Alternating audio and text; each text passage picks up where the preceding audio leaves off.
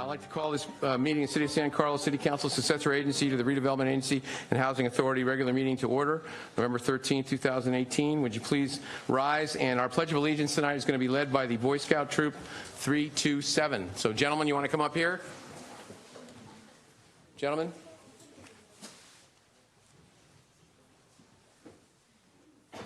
Would you gentlemen come up here and we'll do the flag, okay? You guys start when you want. I pledge allegiance to the flag of the United States of America and to the republic for which it stands, one nation, under God, indivisible, with liberty and justice for all. All right. Thank you very much. Before we go to item 3, I'd like to say a couple of things. Our state has been through a lot of things in the last couple of weeks. Southern California, Thousand Oaks, with some violence, and then fires down in Southern California. Of course, the horrific fire up in Northern California in Paradise. So what I'd like to do is just take a moment of silence to remember the people that are going through the difficulties they are, and hopefully coming to a better end sooner rather than later. So could we take a moment of silence, please?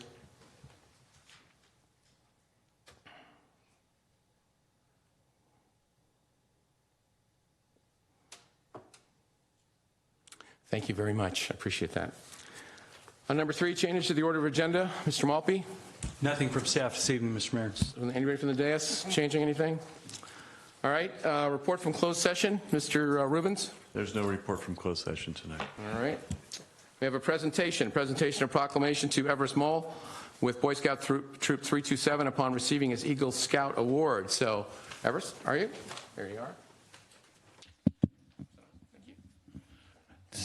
Testing.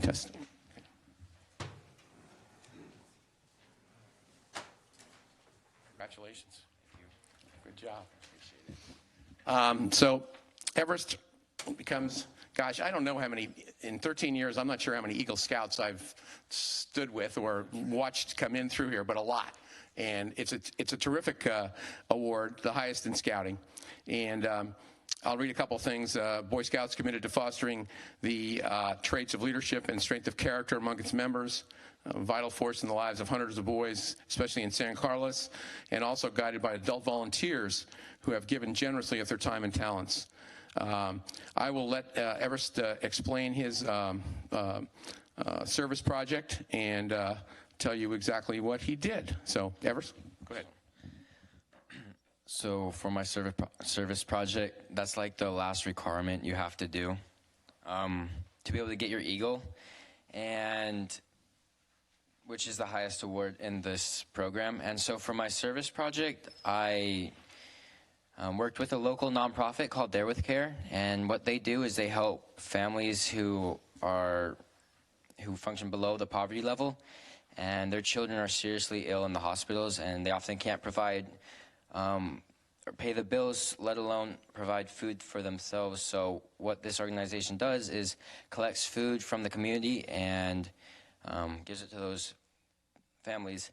And so what I did with my troop and my friends and my family and community is we partnered with them, and we brought it to a broader audience. So online, I created a fundraiser, and we raised over $1,000, which we then went to Costco and bought bulk food items and then assembled them all together into 100 bags total that provided food for families. Thank you. Great job. Tell us where you go to school in... I just graduated Carlmont. And you're going to do? I'm going to go on a mission for my church, and then I'm going to go to college in BYU, Utah. Great. Congratulations again. Thank you. Thanks, Todd.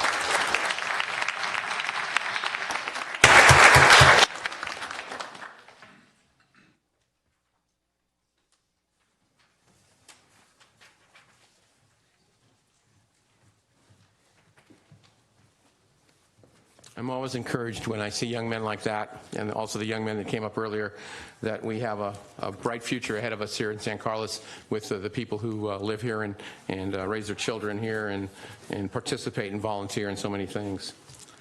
Next item is public comment. Persons wishing to address the City Council on matters not on the posted agenda. I have 2 speaker cards. First one is Michael Omig. If I said that right, I'm not sure. Or maybe it's Lomeo, I'm not sure which. Lomeo. Sorry. No, not a problem. Mayor, Council, my name is Michael Lomeo. I'm the Director of Government Relations for the Silicon Valley Leadership Group.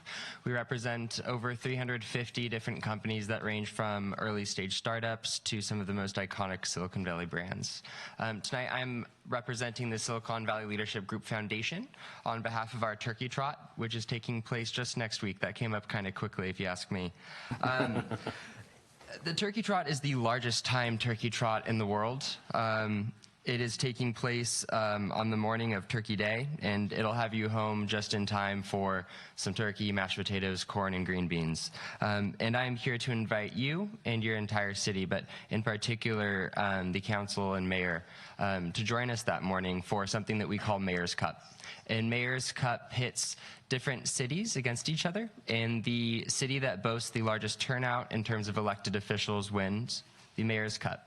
We have multiple different categories ranging from extra small to large size cities, and so you would compete against cities in your category. I do hope you can join us that morning. This year we're on a mission, and that is called Mission 1 Million. It's to raise $1 million and donate all of those funds to 5 different nonprofits. That includes the Healthier Kids Foundation of Santa Clara County, the Housing Trust of Silicon Valley, the Second Harvest Food Banks of Santa Clara, San Mateo, and Santa Cruz County, as well as the Health Trust. And so I hope that you can participate and help us get to Mission 1 Million. Thank you, Michael, very much. Appreciate it. Appreciate you coming out. The other speaker I have is Laura Finucci. Laura? Welcome back. Good afternoon, good evening, Mayor Grisilli, members of the council, and city staff. I'm Laura Finucci from HIP Housing. We finished our annual calendar contest. We have them early this year, hot off the press. And we had 300 entries this year, and I have one of our winners with us. She's Natalie. She's in 4th grade, and she's a San Carlos resident. She drew an amazing picture for the month of February, and she's going to read her quote to you. Great. Home is where your heart is, and it means a place that is safe and surrounded by family and friends. You can always be your true self at home. Everyone needs and deserves a home. Thank you, Natalie, very much. So as you know, we use these calendars as an outreach tool to educate the community about our affordable housing programs, home sharing, self-sufficiency for families with children, and the properties that we own and manage here in the community. And we have about 45 residents here in San Carlos who are living in our properties and in our programs. So we thank you very much for your support over the years, and we hope you enjoy the calendars. And thank you to Natalie for coming out tonight. Oh, you want to tell them something else? Yeah, please. I was going to ask her, what school do you go to? Natalie, what school do you go to? Arroyo. Arroyo. And you're in 4th grade? Yep. Great. And if you can, please try to help donate money to the people who've lost their homes in the fire. Okay, good thought. Thank you very much. Appreciate it. Thank you, Laura. Thank you. Thanks, Natalie. Have a good day. All right. Next item on our agenda is item number, are there anybody else wishing to speak on items not on the posted agenda? Okay. Item 7, consent calendar. Consent calendar items are usually done in one motion. Gentlemen? Mr. Mayor, I move the approval of the consent calendar. Is there a second? There's an adoption of an ordinance. Okay. Allow me to read that. Also adopting ordinance number 1537, an ordinance of the City Council of the City of San Carlos adopting amendments to the San Carlos zoning ordinance, Title 18 of the Municipal Code, consisting of modifications to chapters 18.03, Rules of Measurement, 18.04, Residential Districts, 18.20, Parking and Loading, and 18.29, Design Review to reduce house size in the RS-6 single-family zoning district. Is there a second? I second. Moved and seconded. Any discussion? Hearing none, roll call, please. Councilmember Collins? Yes. Councilmember Johnson? Yes, but I'd like to record a no vote on item D. Okay. Councilmember Olbert? Yes. Councilmember Grocott is absent, and Mayor Grisilli. Yes. All right, thank you. Next item is item 8, public and 8A, public hearing, consideration of introducing an ordinance amending Ordinance 1394, amending the development agreement between the City of San Carlos and the Palo Alto Medical Foundation for Healthcare, Research, and Education relating to the development of property at 301 Industrial Road to extend the vesting period for 10 years. Mr. Savay? Good evening, Honorable Mayor, members of the City Council. Before I begin, as we complete the presentation, we may ask Lisa Costa-Sanders, our principal planner, or our special legal counsel, Anna Shimko, to assist in answering questions. The Palo Alto Medical Foundation, as you know, is located over on Industrial Road, and it was approved back in 2007. And the medical office building was constructed, and the original development agreement had a vesting entitlement, meaning they could build the project within a 10-year time frame. And that 10-year time frame has expired, and so PAMF has come back to the city and said we would like another 10 years to complete the hospital component of the development project. The hospital building would be 220,300 square feet. There's a lot of landscaping and pedestrian improvements as you enter the campus there. And there are a number of funding agreements under the development agreement as well. For instance, PAMF funded a $9 million endowment fund called the Designated Fund, and that had a guaranteed minimum annual operational and an annual operational use tax of $152,000 a year, and there was an inflation rate for 50 years. And this payment is in lieu of the fact that they would not pay property taxes. The property is considered exempt from property tax. They also had a one-time payment to the San Carlos Educational Foundation for health-related school programs in the amount of $1.5 million, a one-time payment to the city to improve athletic facilities and fields in the amount of $1 million, and a construction-related use tax as well. This is the campus, and on the left-hand side of the screen, lower left-hand corner there is the administrative building, and then you see the parking structure as you enter the building. There's some ancillary buildings, and the hospital would be the big, near the square area at the upper left-hand corner of the campus there. So the original development project was approximately 415,000 square feet, and it was about 84 feet to the top of the building. And at that time, that was it was granted to go a little higher in that area of the city than some of the other buildings, some of the newer buildings. And then there's 1,280 parking spaces. Now, in terms of the request, the development agreement, again, is for a 10-year vesting period of the development rights. And PAMF completed that portion of the project and made the required contributions under the development agreement. PAMF, again, is requesting this extension to the vested rights outlined in the development agreement to allow completion of this project. And as part of that, they have agreed to add some community benefits in exchange for this extension. For instance, pre-funding a portion of the commercial linkage fee in the amount of $2 million within 14 days of when the amendment is final. The remaining fee amount of about $2.4 million, of that amount, the next $500,000 would be held at a current rate of $20 per net new square foot for a period of 6 years, and will be due at permit issuance. And the reason for that is our fees go up over time. The City Council considers new fees as the cost of living and other indicators go up over time. And so they want to lock in that $500,000 for a period of time of the commercial linkage fee. PAMF would also make a contribution of $500,000 toward the US 101 Hawley Pedestrian Bridge Project. And so this contribution would amount to about $2.5 million. In terms of the environmental determination, the City Council certified that original environmental impact report back in 2007, and this agreement would not result in a substantial change that would require revisions to the EIR. And so no new information is available that would have changed the effects of the originally approved EIR. The project also remains consistent with our general plan and zoning. The Planning Commission considered this at their last meeting and is recommending approval of this, as is staff. And so this would be the formal motion that the City Council would make if you are in agreement. And that concludes the staff presentation. Thank you, Mr. Savay. Are there any questions of Mr. Savay? Mr. Collins? Thank you, Mr. Mayor.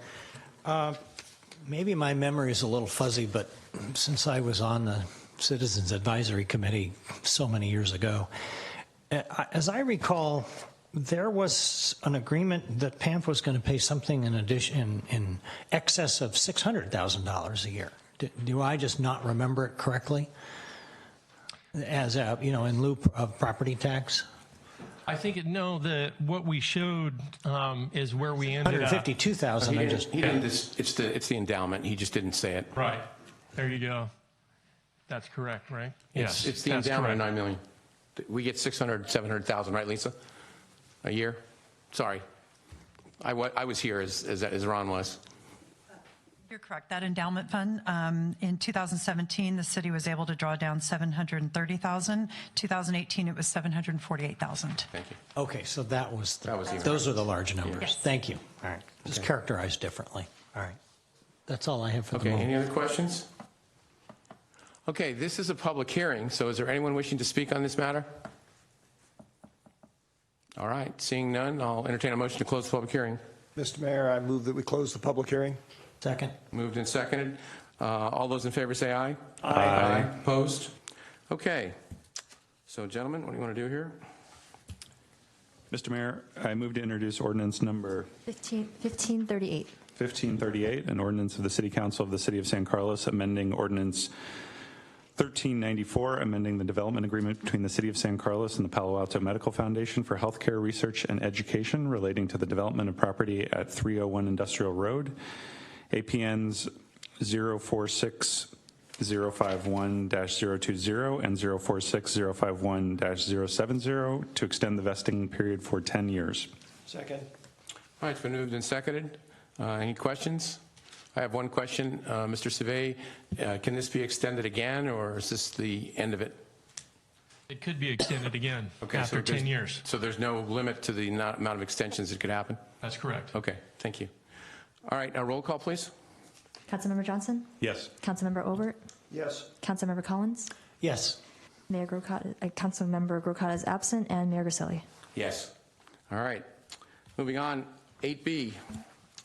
Consideration of adopting a resolution certifying the final environmental impact report, FEIR, for the Burton and Highlands Park project, and a resolution adopting CEQA findings of fact, a mitigation monitoring and reporting program, approving changes to operational restrictions in the settlement agreement between the city and Save San Carlos Parks, and approving the Burton and Highlands Parks project. Before you start, Ms. Newby, I have a couple of things I want to say. We've had this before us a number of times in the past. What I'd like to make sure is that everyone understands this is a public hearing and not a football game. There may be things said from the dais by staff. There may be things set up here that you don't like. There may be speakers that you don't like or that you do like. We'd appreciate no cheering, no booing, just a respect for everyone's free speech, and we'll proceed. Just as you perhaps have seen before, staff will give a report. We'll ask questions. After the questions, we'll open it up to public comment. And there's a number of cards here to speak. So that's how the sequence will go. And then after that, we'll close the public hearing, and we'll vote and discuss what's going to happen, just to let you know how it's going to go, okay? All right, thank you. Go ahead, Ms. Newby. Thank you, and good evening, Mayor Grisilli and members of council. Amy Newby, Parks and Recreation Director. Before you tonight is consideration to certify the final environmental impact report for the Burton and Highlands Parks field lighting project, and consideration of a resolution adopting CEQA findings and mitigation monitoring report, approving changes to operational restrictions in the settlement agreement between the city and Save San Carlos Parks, and approving the project. With us tonight are consultants from LSA Associates, Matthew Wiswell and Laura Laffler, who will be presenting the information on the EIR. Anna Shimko from Burke Williams Sorensen, our special CEQA counsel, is also here to answer questions this evening. Before LSA begins their presentation, I'd like to address questions that have come up over the last few days. The Parks, Open Space, Buildings, and Other Recreational Facilities Master Plan is not a governing document. It is not part of the general plan, nor is it zoning, and there are no requirements that it be implemented or that actions approved by the city be consistent with it. The master plan merely contains recommendations. The city has utilized it as a guidance document and a jumping off point for possible actions to consider. In addition, the city's maintenance program for natural grass fields calls for field closures of all activities in anticipation of, during, and after inclement weather. Parks maintenance staff evaluates the conditions of each field after rain and determines on site whether or not fields shall remain closed and provides notice to conditions and closures to the community.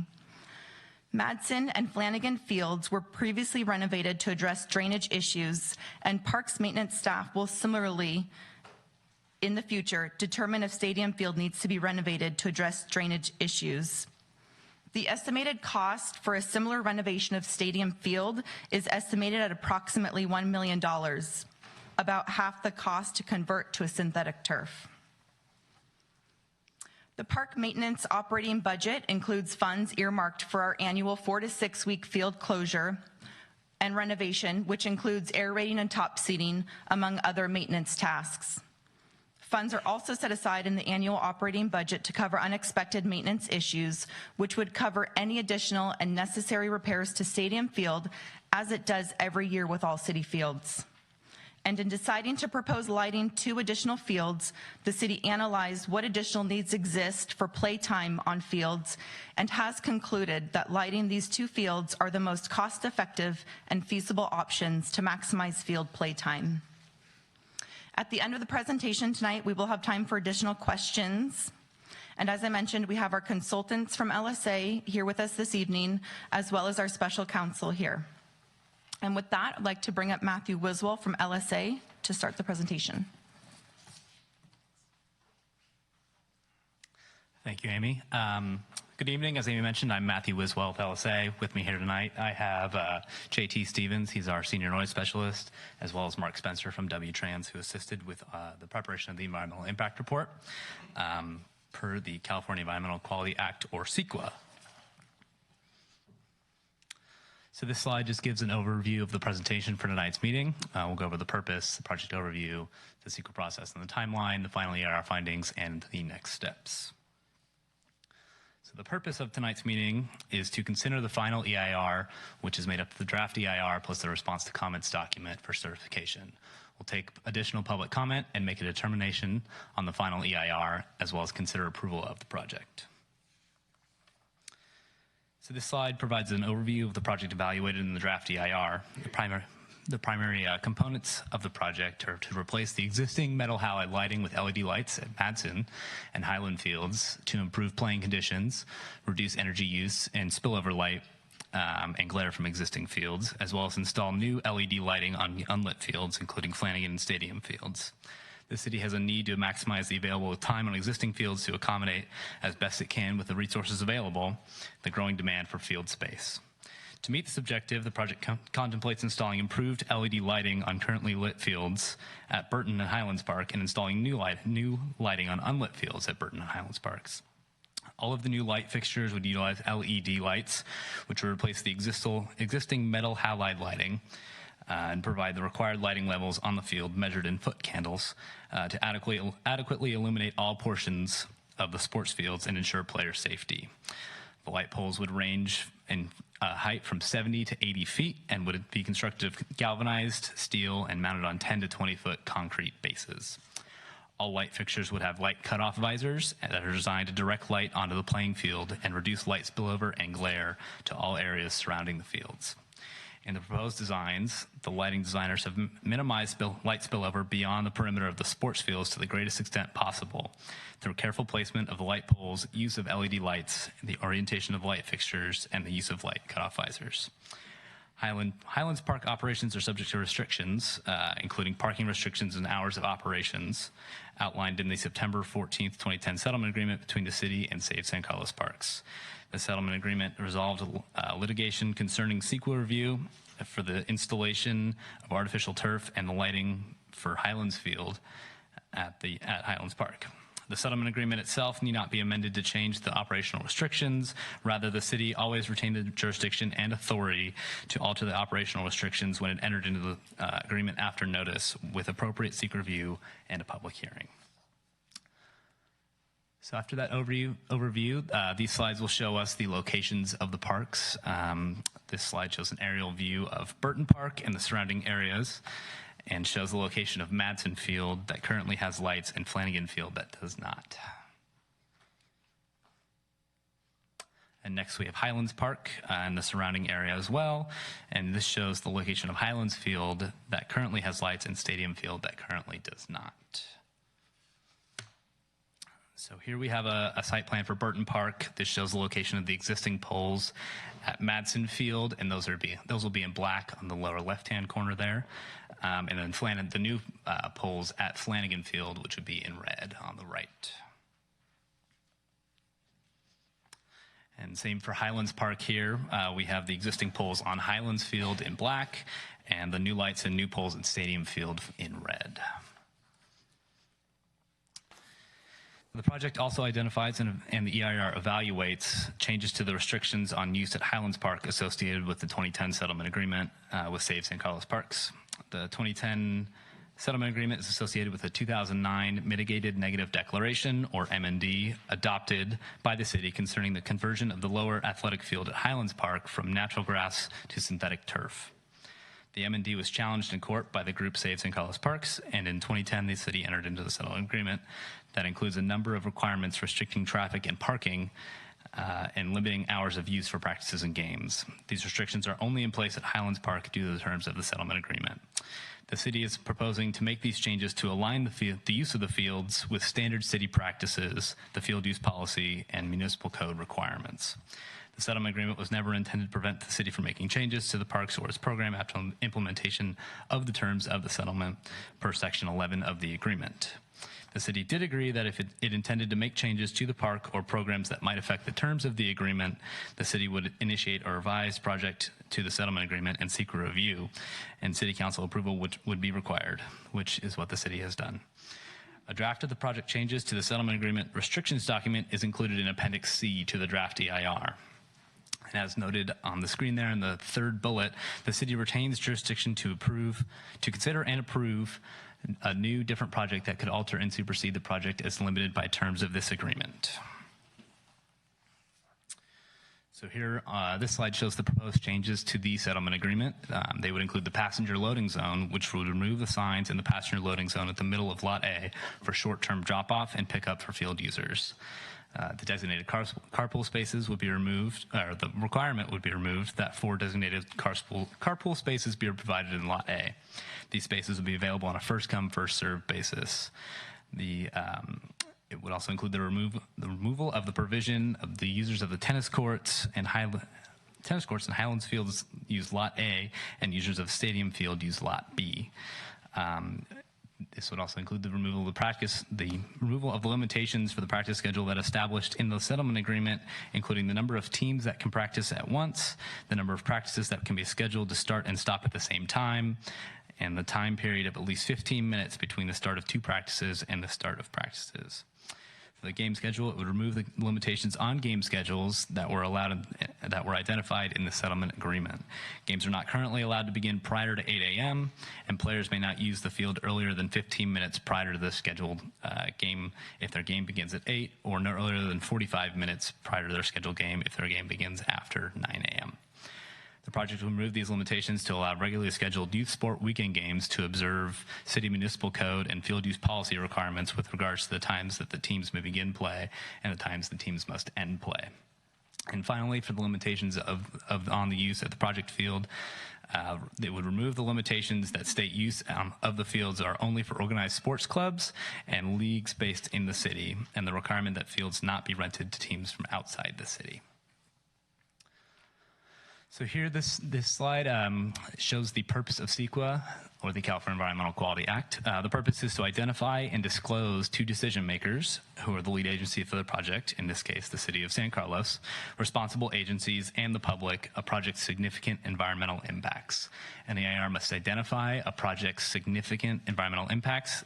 Impacts are direct physical impacts in the environment and reasonably foreseeable indirect physical changes created by the project.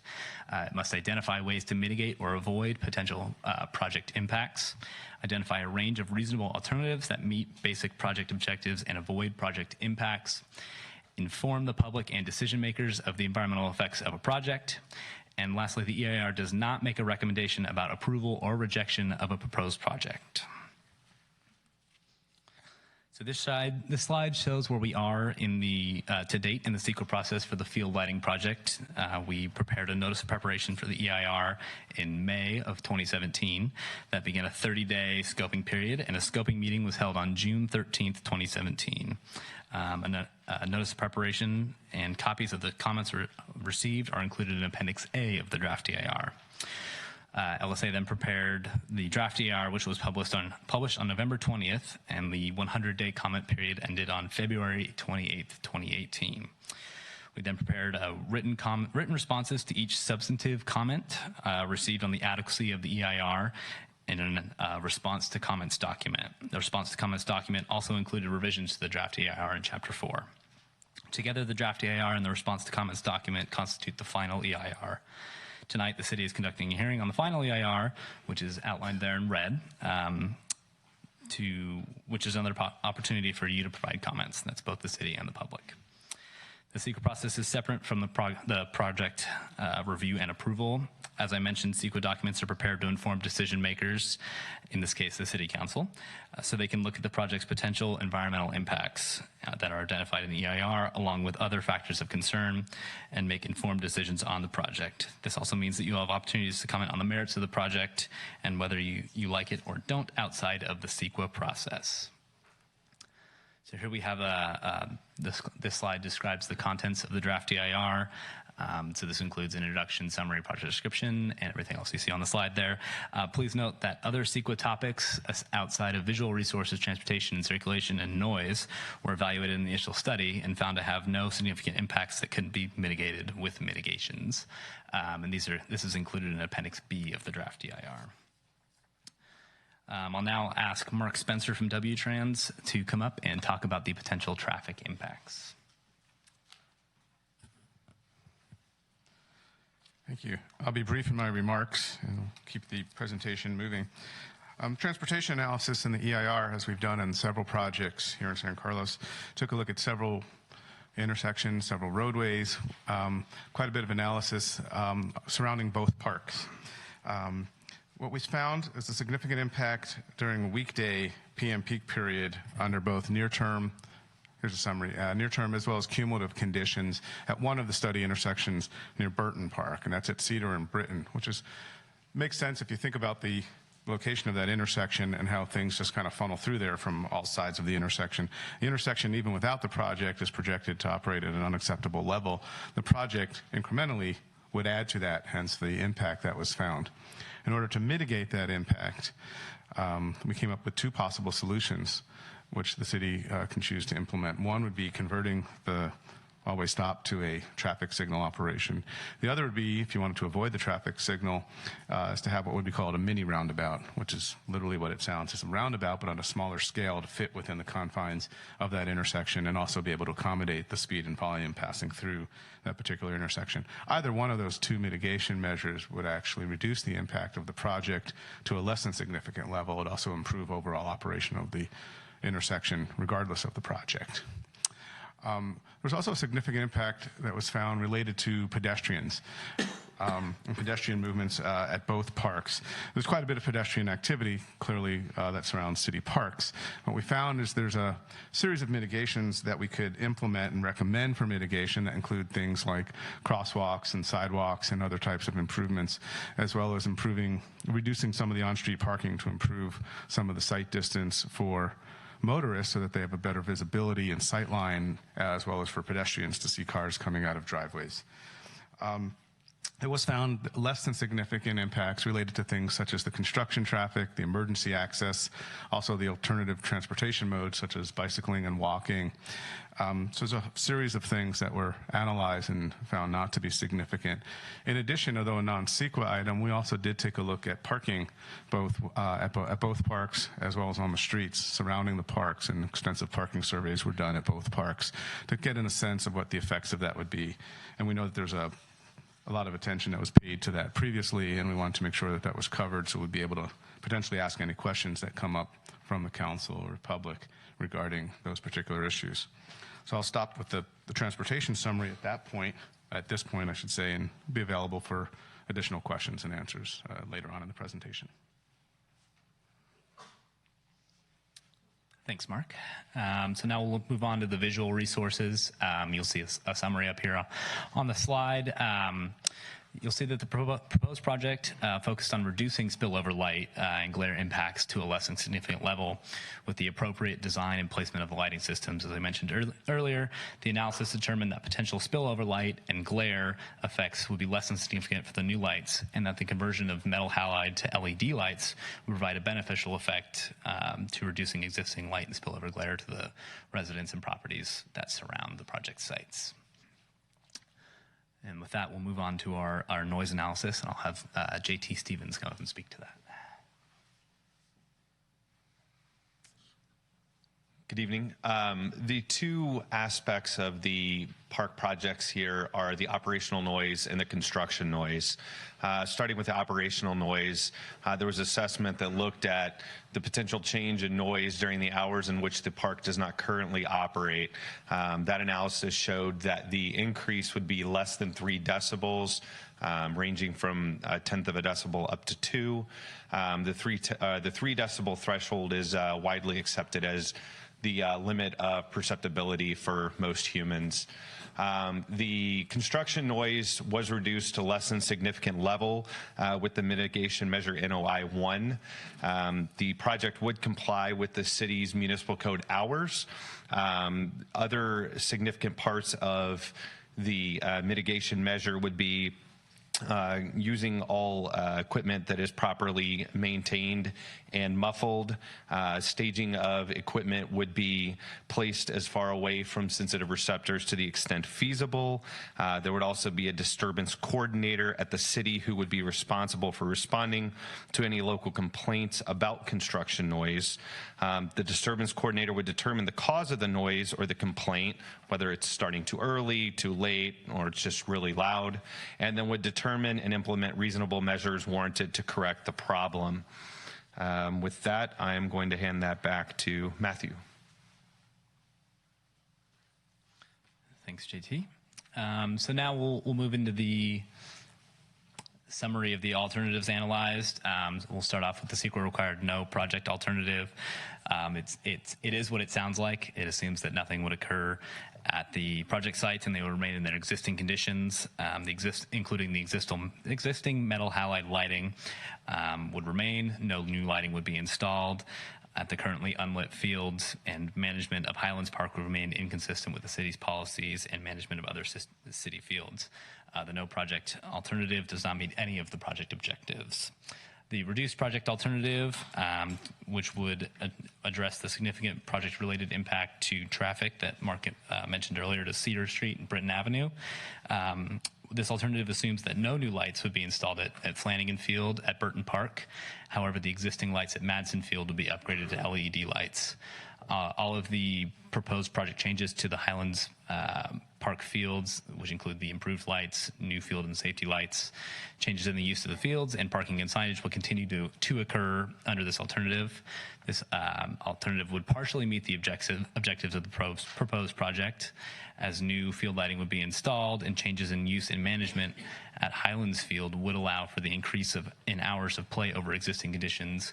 However, this alternative would not contribute to additional hours of field use at Burton Park to assist in meeting unmet demand to the degree the proposed project would. Additionally, the existing lighting at both parks would be updated, which would significantly increase safety and decrease existing spillover light and glare. And then finally, we have the only field lighting alternative, which assumes the proposed project changes to the settlement agreement. Restrictions would not occur, and the stated operational restrictions and requirements of the settlement agreement, including parking restrictions, signage, physical traffic improvements, and limitations on the use of fields, would continue. Under this alternative, new LED field lights would be installed on the currently unlit Flanagan Field in Burton Park and the unlit stadium field at Highlands Park, as well as safety lighting and as necessary. This alternative also includes upgrading the existing metal halide lighting at Madsen Field at Burton Park and Highlands Field at Highlands Park with LED lights.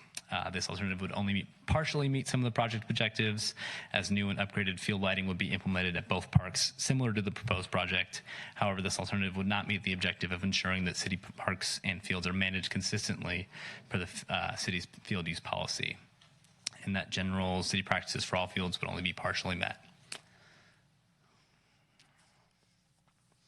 So then, after we published the draft EIR, comments were submitted, including from agencies, individuals, organizations, and oral comments at the Parks and Recreation meeting held in December of 2018.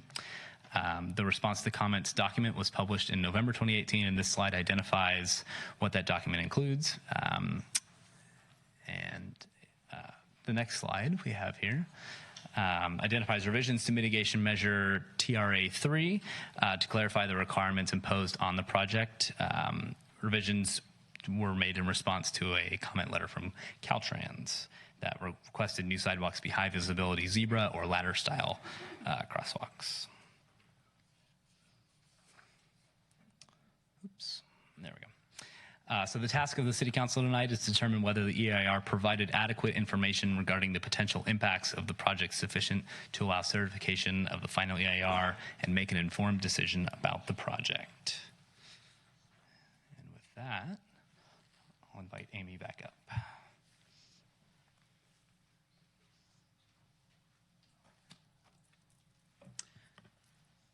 So before you here are the actions for consideration this evening. And before we get to that, we'd be happy to answer any questions that you may have about the EIR. Okay, thank you. Questions, Mr. Olbert? Thank you, Bob. I actually have a number of questions, so I was thinking I'd just do a few and then hand it off so we can come back. Before I actually get into questions, I also want to just mention for everybody's benefit something that I learned years ago when we were going through the Transit Village EIR process. There's a really terrible choice of words in the law that the state legislature picked, which is significant. And you'll see a lot of times you heard the speakers talk about no significant impact, no significant impact. Both personally and a lot of people I've talked to, people take great umbrage at that because, frankly, what's significant to me may not be significant to you and vice versa. It's a very loaded word. In the law, it means a particular set of things. It basically means things that you have to do something about, or at least have plans to do something about. I really wish they had picked another word for that, but just when you hear that, just please remember that it's not that necessarily, it's not that the analysis is trying to discount or say, well, your opinion is completely wrong, your perception is wrong. It doesn't mean that at all. It means something particular in the law. So first question I had was actually from an email we got, which was referring to a noise level. This is a noise question. And that was an 80 decibel noise level from 5 p.m. to 10 p.m. at night. And I just was wondering if I could have a little bit of explanation or context about what that was getting at, because I didn't even, in fact, I frankly didn't even think the park was going to be open till 10 o'clock at night. So I'm not sure who that is.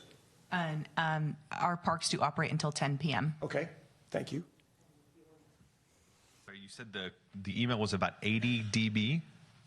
It says, quote, one example, that 80 decibel noise from 5 p.m. to 10 p.m. at night when families are home, children are doing homework and going to bed is not acceptable.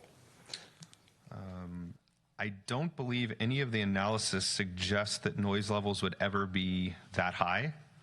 I don't know if that responds to your question. Well, I think what you're saying is your studies, you didn't see any level that high, or you didn't project any level that high. No, we definitely did not. Okay, then that's an answer in at least part. Thank you.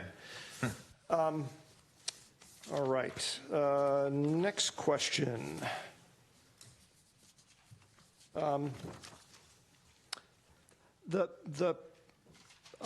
I've talked to a number of folks who live sort of, I think of it as behind Highlands Park, and there's a concern that often gets raised about people parking on, like, I guess, Coleman Court and whatnot, and then walking through, sort of coming what I think of as the back entrance to the park.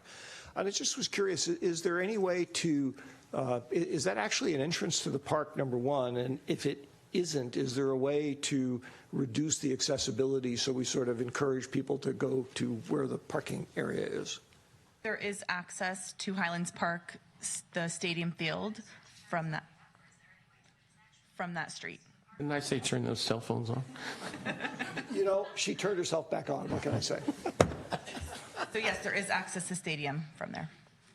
So there is, okay, second part of the question, Amy, was, is there anything that we could do to regulate that access?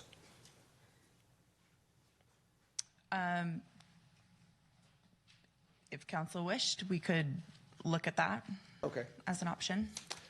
All right. And last question before I pass the baton on. I have a few other ones beyond that. I appreciated the discussion about the proposed changes to the settlement agreement. I'm just curious, what, if anything, is not proposed to be changed? In other words, what were terms of the settlement agreement that we're actually going to leave in place?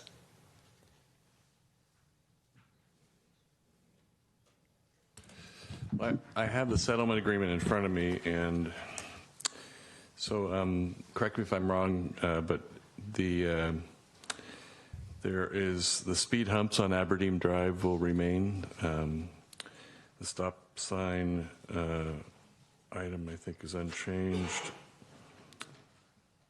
The no parking in the access driveways will remain in place. Okay.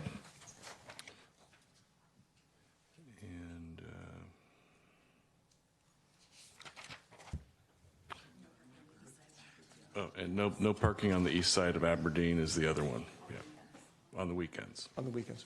Okay, so those four elements at least were part of the settlement agreement are going to remain there. Yes. Okay, thank you. As you said, thank you, Bob. I have some other questions, but I'll pass it I'll get back to you.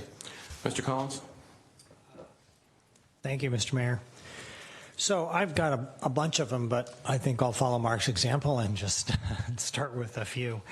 And I'm referring to a letter we got from an attorney, and I'll probably paraphrase a few things. But the first question I have is, it was sort of implied that CEQA review was required for the whole project, but not each separate component. How was that worded? Do you have to have a review for each component, or what?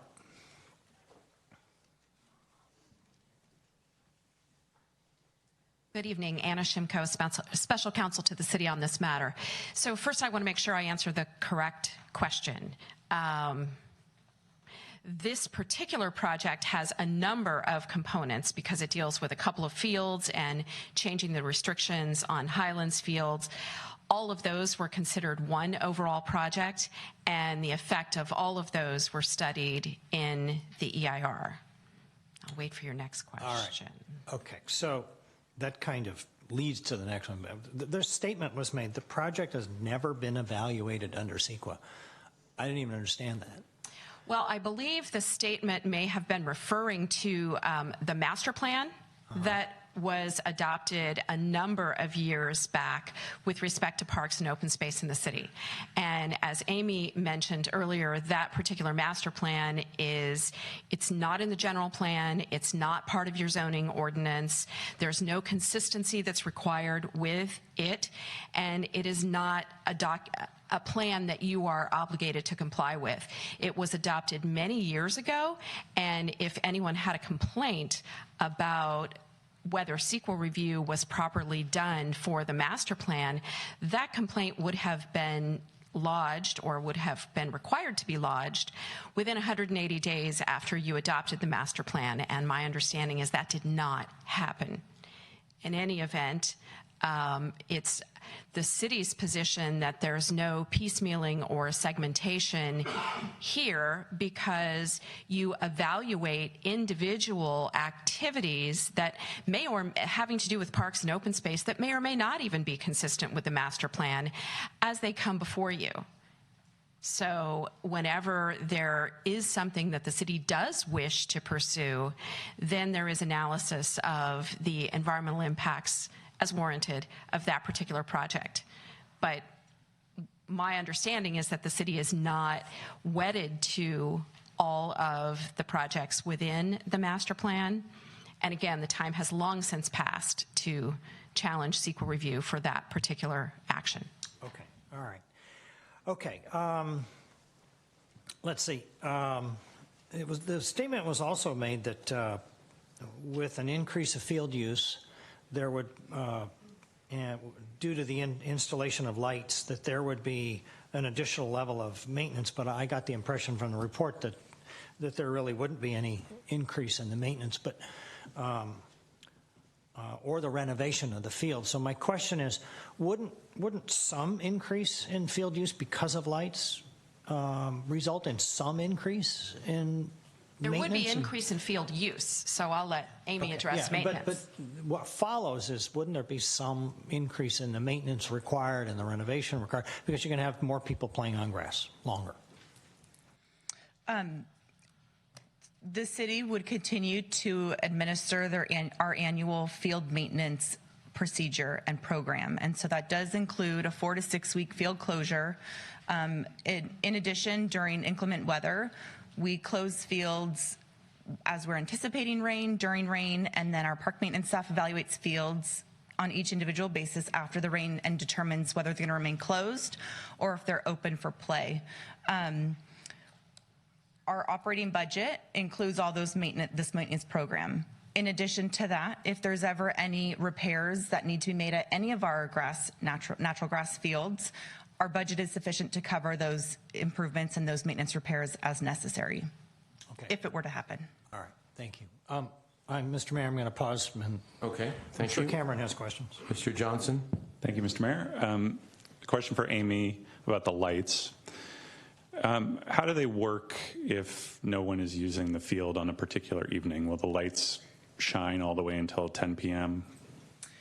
Our current program for our fields at Madsen and Kiwanis and Rotary Fields is we schedule them in advance. And so right now the users don't have any access to turn them off early. And so sometimes when a practice ends early or they're scheduled or a team doesn't show up, they are on.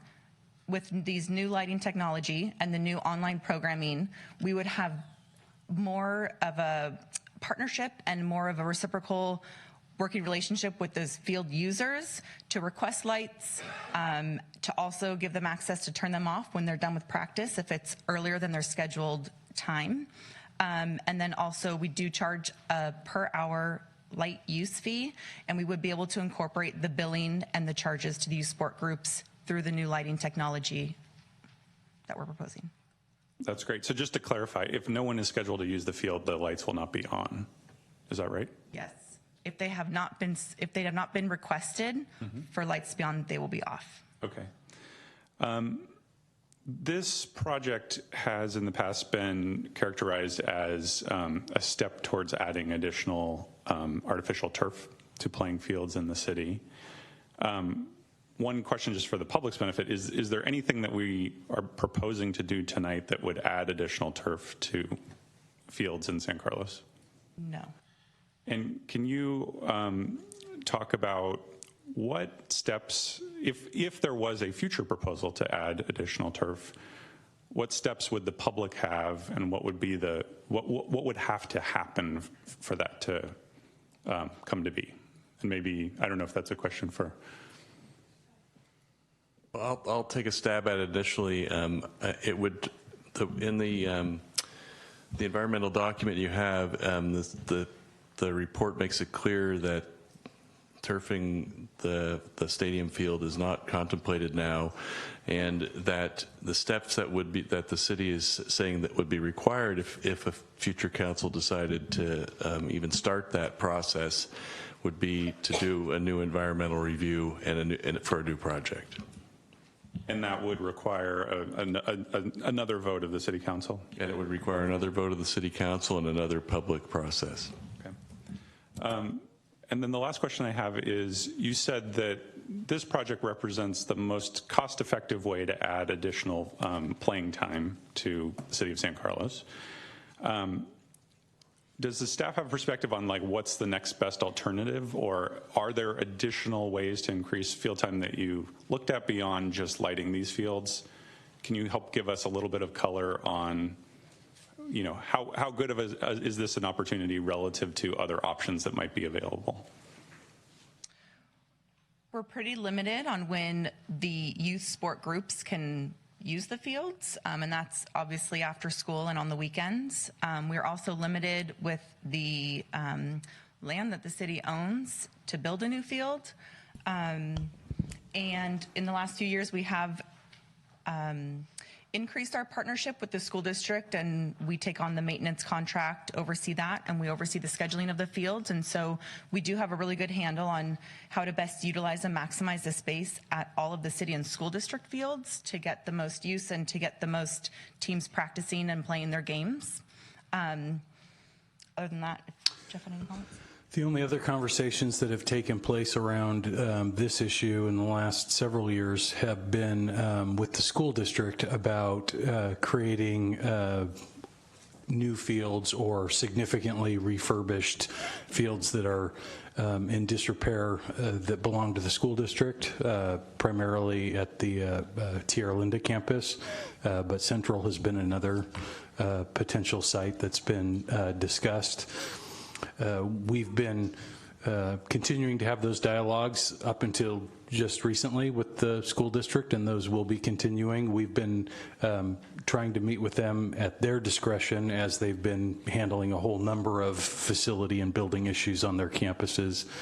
And we've continued to express our interest in partnering with them and the council's interest from the past in partnering with them. So I think that would likely be the next area, at least from the data we have now, if staff was coming forward with a recommendation on how to, again, add hours of field usage to the community, it would likely be through that partnership with the school district.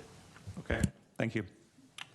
Just had one quick question, as my colleagues are certainly asking a lot of the questions I might have. It was indicated that the new light standards would be 80 feet tall with 10 to 20 foot bases. Does that mean 90 to 100 feet tall?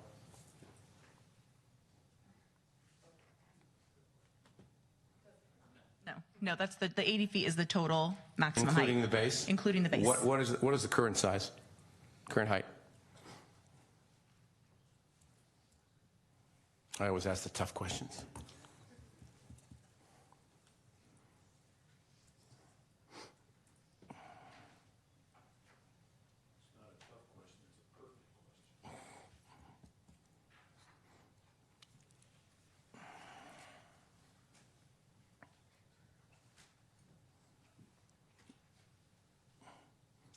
While he looks up that information, is there We another? need to send Lou down and measure it, or? I'll let you keep looking. Meanwhile, I'll have Mr. Looking up that information, Councilmember Olbert, we do have a correction to the noise question you asked earlier. Sorry, so what I said before is still true. The project would not produce noise levels at the nearest residence at 80 plus decibels. What I'm guessing the commenter was stating is that we did gather reference noise level measurements during current events at a distance of 10 feet away from the crowd. That level was 87.7 dBA maximum. That reference level is used to project to the nearest receptor. So previous statement was true, but I did want to clarify that that number exists in the report. Thank you. Yeah, no problem. And the existing light poles are also 80 feet tall. So it's not going to be any taller. The new one's going to be the same. Okay. Mr. Olbert, you had more questions? Yes, I did. Thank you, Bob. This first one I think is an Amy question.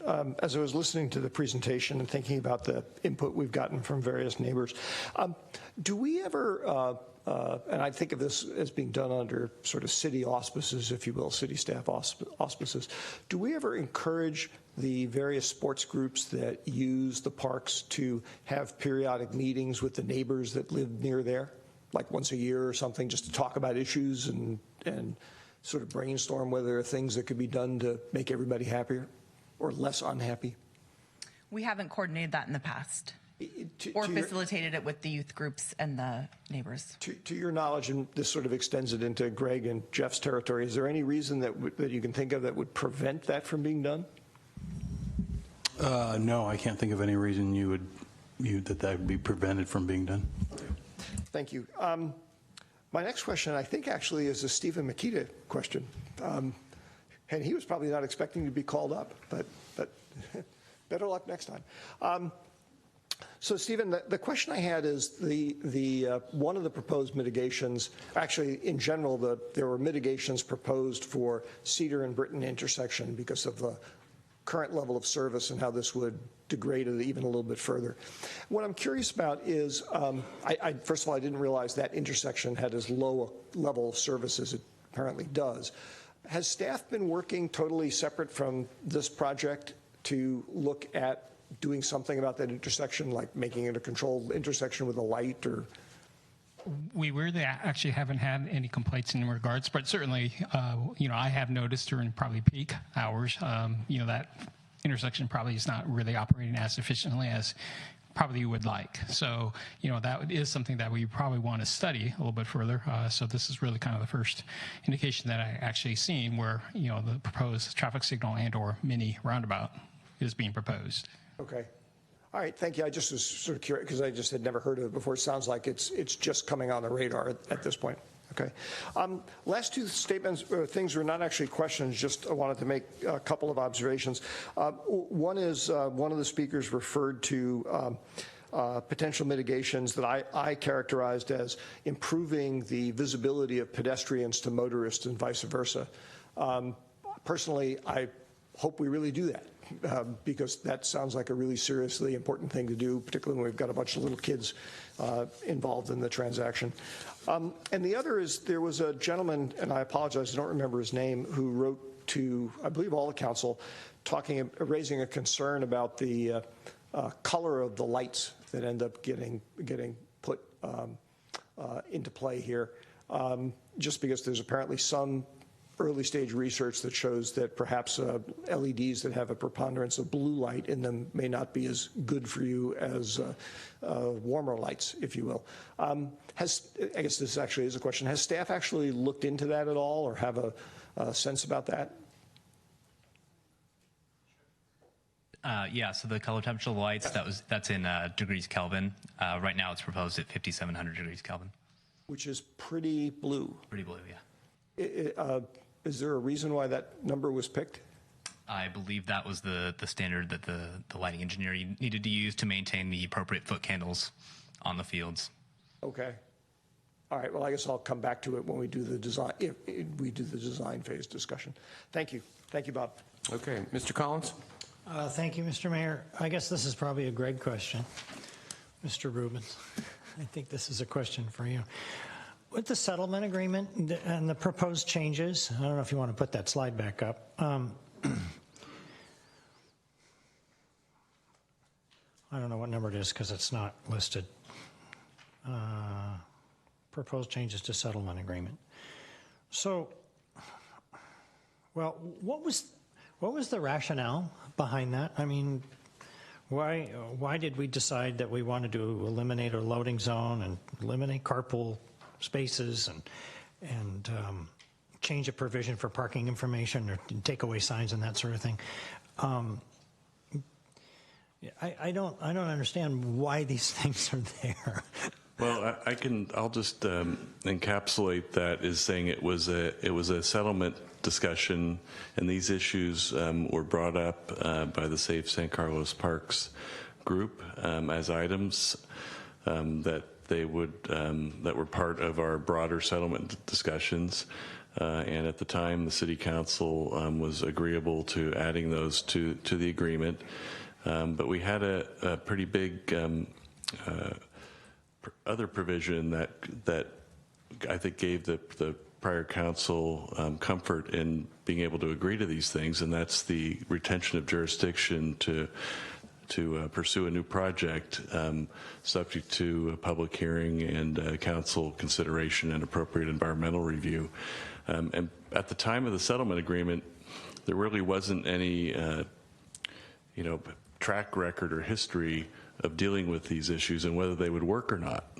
And I think what staff's determined is some of the things that are in these particular 6 haven't worked as hoped or anticipated, and some are like the practice schedule is actually correct me if I'm wrong, but sort of burdensome to staff because it's unique to this field and actually makes this field less efficient to use and actually probably indirectly impacts other fields because it has to redirect certain sports activities to other locations that can have an earlier start time, for example.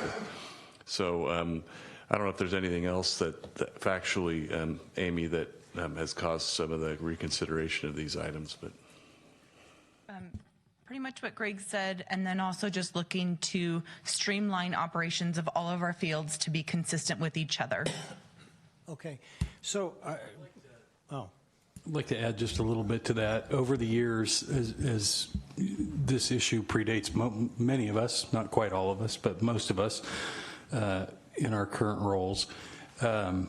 But over the years, in terms of implementation, there's been some practices that it's just not feasible for the city to be able to enforce. And so it leads to conflict, either between the city who's trying to be responsible in education and enforcement of these provisions and the real world circumstances of how we can really police such a large group, dynamic changing schedules, really our own community who's using these fields. And there's also been instances where we've had, let's say, negative interactions between sports groups, members, coaches, representatives, and representatives living in the neighborhood based over some of the interpretation of these provisions and the city's role in terms of trying to monitor and implement.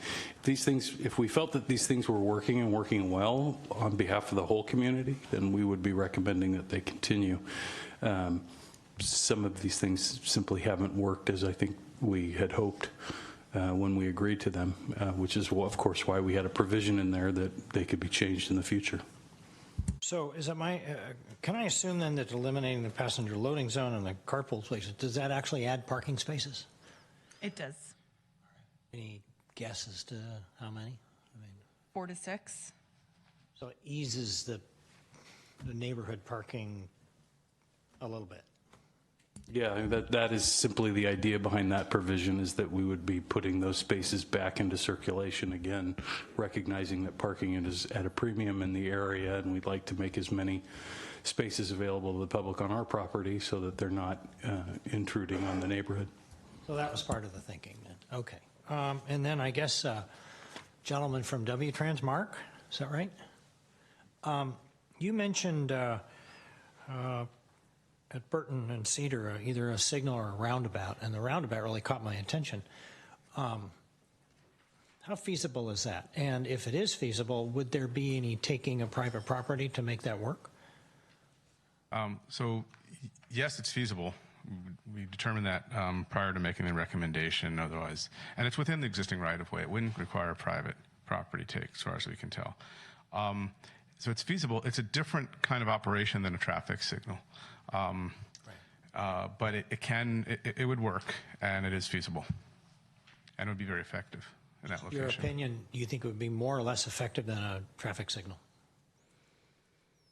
generally more effective. Roundabouts tend to have less crash history, less collision history. People wonder, oh, they're new, we're not used to them, or what if you just, they suddenly, people adapt to them pretty quickly, even if you're not, they're pretty user-friendly and motorist-friendly. Also, it works pretty well for pedestrians and bicyclists as long as they're well designed so that they're not traveling through the middle, but, they're controlled in the proper way. And in terms of longer-term maintenance, you don't have the electrical aspects of the traffic signal to maintain. And in this case, since we're not projecting any right-of-way land acquisition, the costs generally are going to be pretty favorable compared to a traffic signal as well. So it's a good option that the city can consider. Okay, thank you. I will pause. That's all the questions we have, Mr. Collins. How many more do you have? How many more do I have? 30, 40? I went and reviewing these. I have one last question. There was a comment that because of the makeup of Madsen Field, it's somehow special. It's somehow different, and that they only play football or baseball there. And if I'm not mistaken, don't they play soccer there as well? And is there anything special about Madsen Field that makes it easier to maintain than Flanagan or Stadium? So 2 questions. The first, the activities that occur on Madsen Field do include soccer and softball and baseball. I believe that comment maybe was referring to the activities after dark when the lights are being used. Okay. Pertaining just to softball. But we do have other youth sports that do utilize that field in the evening as well. Madsen Field and Flanagan Field were renovated more recently than Stadium. So that is why maybe the comment of if they're different, were renovated at different years, and Madsen and Flanagan is a newer field than Stadium. All right, I'm done. Okay. Thank you. Sure. And we have time for other questions if you have them. So I have a number of speaker cards here. I'd like to keep the comments to approximately 2 minutes. So I'll just call a couple of names, and folks can probably queue up if they could. First is Bob Daner, followed by Gus Dito.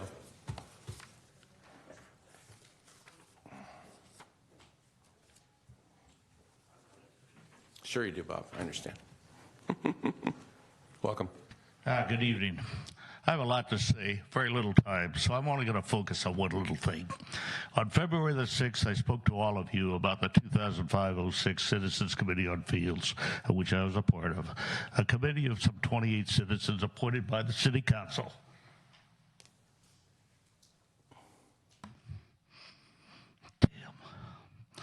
Representing all interest groups in our city, including 2 city council members and our Parks and Recreation director.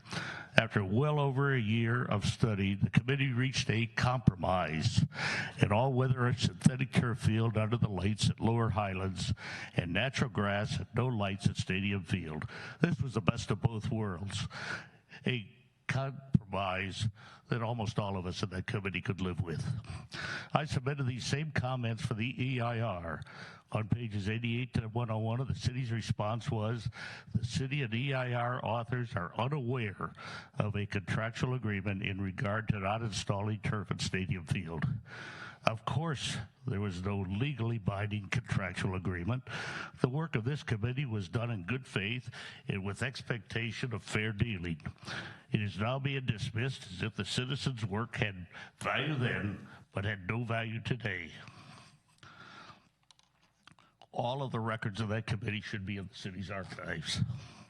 So what does this say about the current city administration in regard for citizen input, sorry. Except since yesterday, but not today. What does it say about a city that convenes a group of citizens, accepts and acts on their recommendation then, but now dismisses their work as not a contractual agreement? Our city in the past has been shaped in so many ways by citizen involvement. It's what has made our city a great place to live. What does this kind of statement now say to our community? That the value of our citizens is only transitory? Thank you. Thanks for your comments, Bob. Gus Dito, followed by Michael Franz Siedelhuber, excuse me. Good evening, members of City Council. I'm Gus Dito, and I live next to Highlands Park. I'm against adding lights to Stadium Field. I'm not against parks. I think we should have additional parks so more people can enjoy them and so that they're not overused.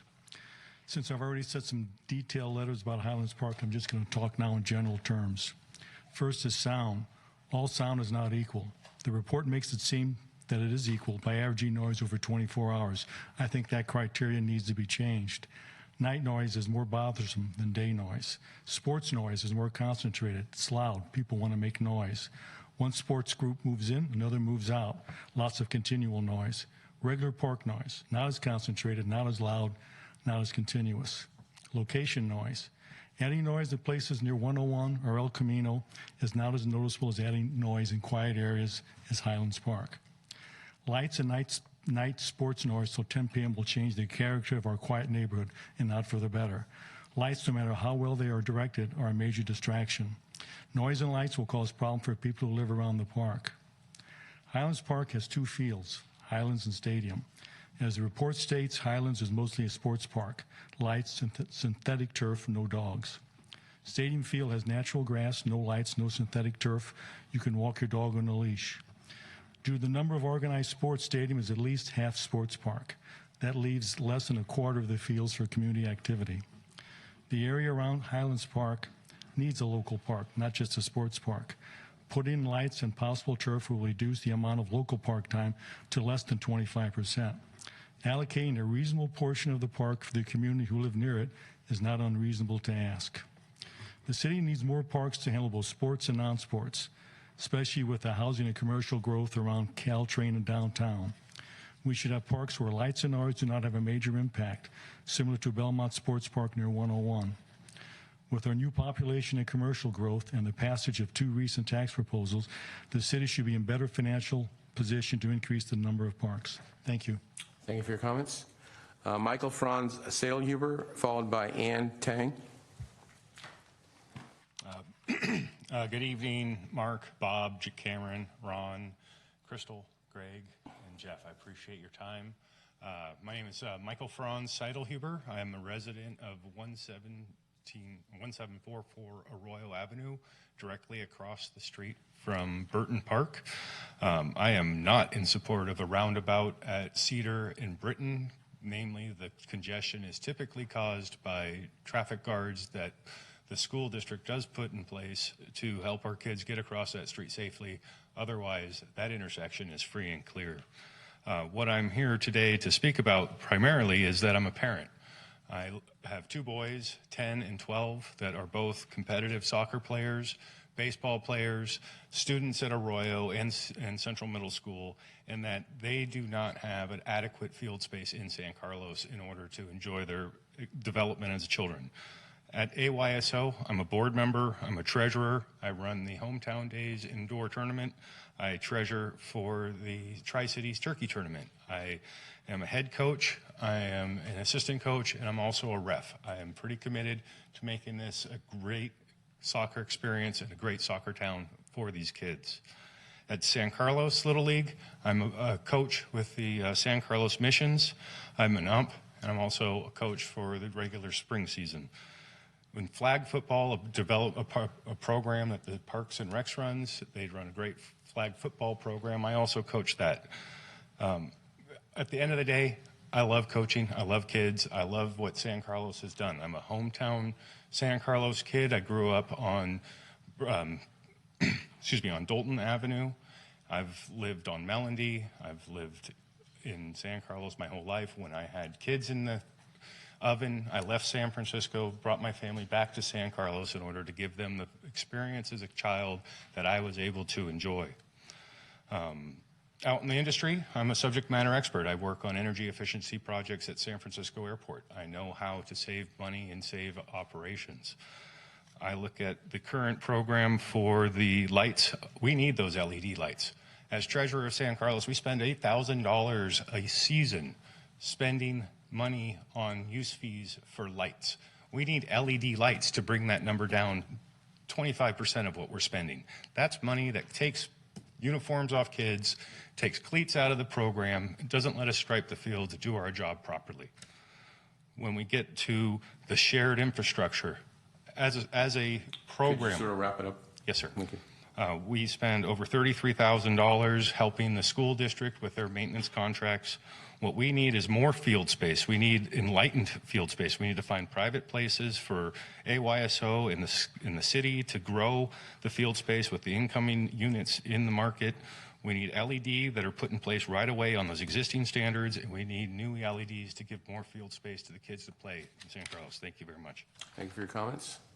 Ann Tang, followed by Peter McMahon. Hi, I'm Ann Tang. I also live near the park, and I was a member of the Save San Carlos Parks group, so I can answer some of the questions that you had as to how we reached the agreements on in the settlement. And that's really why I'm here. When in the course of the negotiations, the reason we added restrictions on the practice and the games and the time of the games and not renting fields to other cities. If we have a shortage of field time, why would we rent to other cities as opposed to using them for our own San Carlos kids? The practice schedules and the game schedules were put into place to address the traffic at Highlands Park. And there was traffic mitigation measures suggested for Burton, but we have one road in and out when the cars change over with 4 practices, you have between 160 and 200 cars in a 10 or 15 minute period going in and going out. And that's just that's just looking at Highlands Field, four different soccer practices going on at the same time. And this happens every afternoon. At 6:30, you cannot cross the street. It is and people are driving fast. They are not looking. They're cutting off each other. You have people coming out of 2 parking lots. It's extremely dangerous. And there's a reason that we try to stagger the practices so that you didn't have all 160 cars at the exact same time. And that doesn't include the cars that go in and out of stadium, that go racing down Aberdeen, make a U-turn at the end, and then leave their cars sticking halfway out into the street. As kids are crossing over in front of cars, it's extremely dangerous. And to just walk away, nothing has changed. We have as many kids as ever using the field, and there's no reason to get rid of these restrictions. I could see we tested the loading zone. If that doesn't work, or the carpool spots, maybe that wasn't the best idea. But the fundamental issue is there are traffic dangers, and right now, the only things that we have in place are being eliminated. And I think that's wrong. I think that there's no reason every field has to be operated identically. I mean, it is a unique situation with a single point of entry and point of exit, and there's traffic. It's a traffic nightmare when the fields are being used.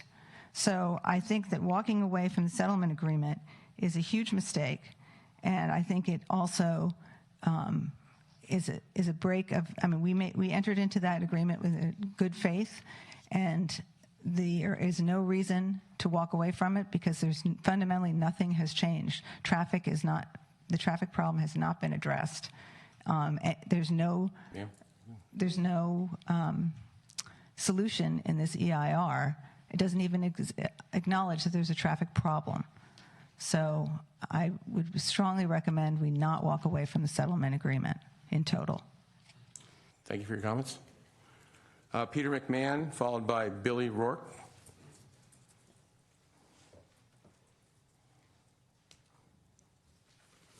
Thank you.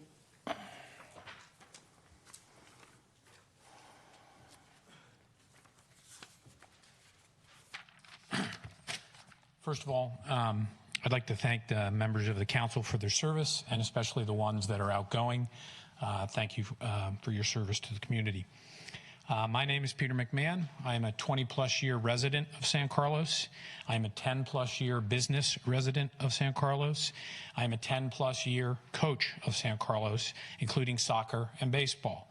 I, too, was a head coach and understand acutely the need for field space and time. I'm against lights at stadium. The idea to put lights without turf at stadium will destroy the field. The pictures you have before you were taken Saturday. This is after the season of soccer that is going on now. You will find out from the parks who is playing there.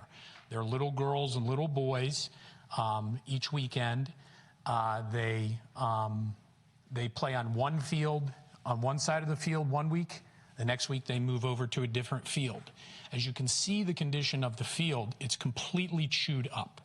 If you increase to add 4 to 6 hours more of adults or larger children going out there, the field will become completely destroyed.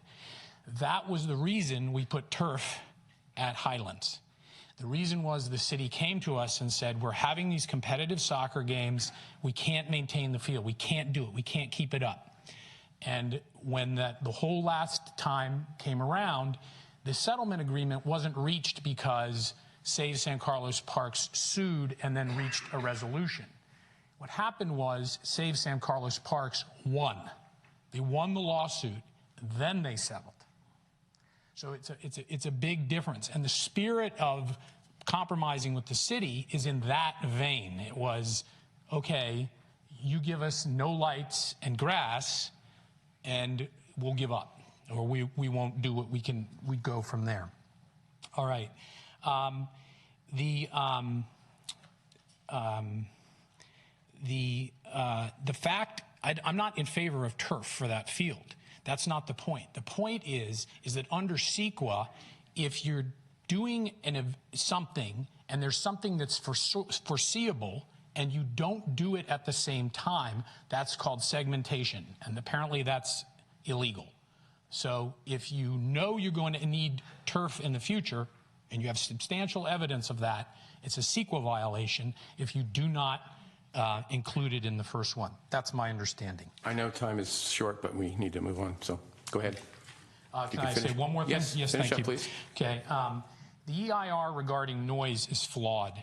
You can see from the EIR that where they positioned the noise sensors were up above the field and facing west.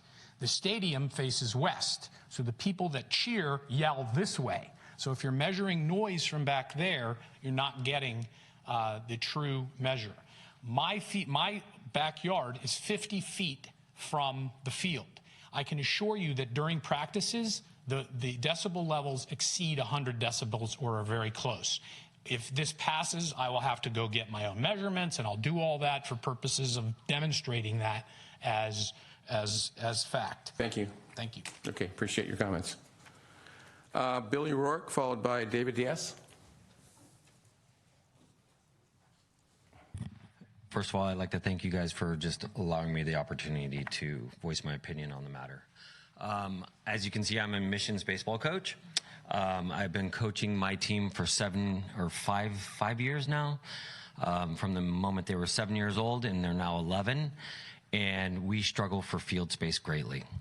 Not only that, I've been coaching Little League for the last 7 years, my oldest being 12, and field space for Little League is always an issue. The competition between soccer is always an issue. I reach out to the parks constantly, just trying to find field space for my boys to practice. And I think we all know how important it is to keep children involved in sports and athletics, which is why I'm saddened by the fact that I can't get field space to practice. We have a tournament this weekend. I'm just trying to find a spot to squat just to get a practice in so we can play baseball this weekend.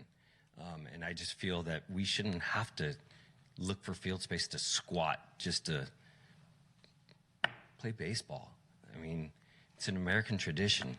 It keeps kids on the right path in life. It just, so for me, I'm all about the lights. And you know, I hear the issue of congestion. Yes, we have congestion at these fields, and the congestion is because we don't have lights. I think that these events would be spaced out greater, and therefore we would minimize that traffic actually. that you would have less competition for those fields. You could actually just do a couple of games here and a couple of games here, and then move some of those games where we're trying to cram everybody in on fields, we could space it out greater. It's just, to me, it's a no-brainer, and I just thank you for your time. I appreciate it. Thank you, sir. David Diaz, followed by Bill Widner.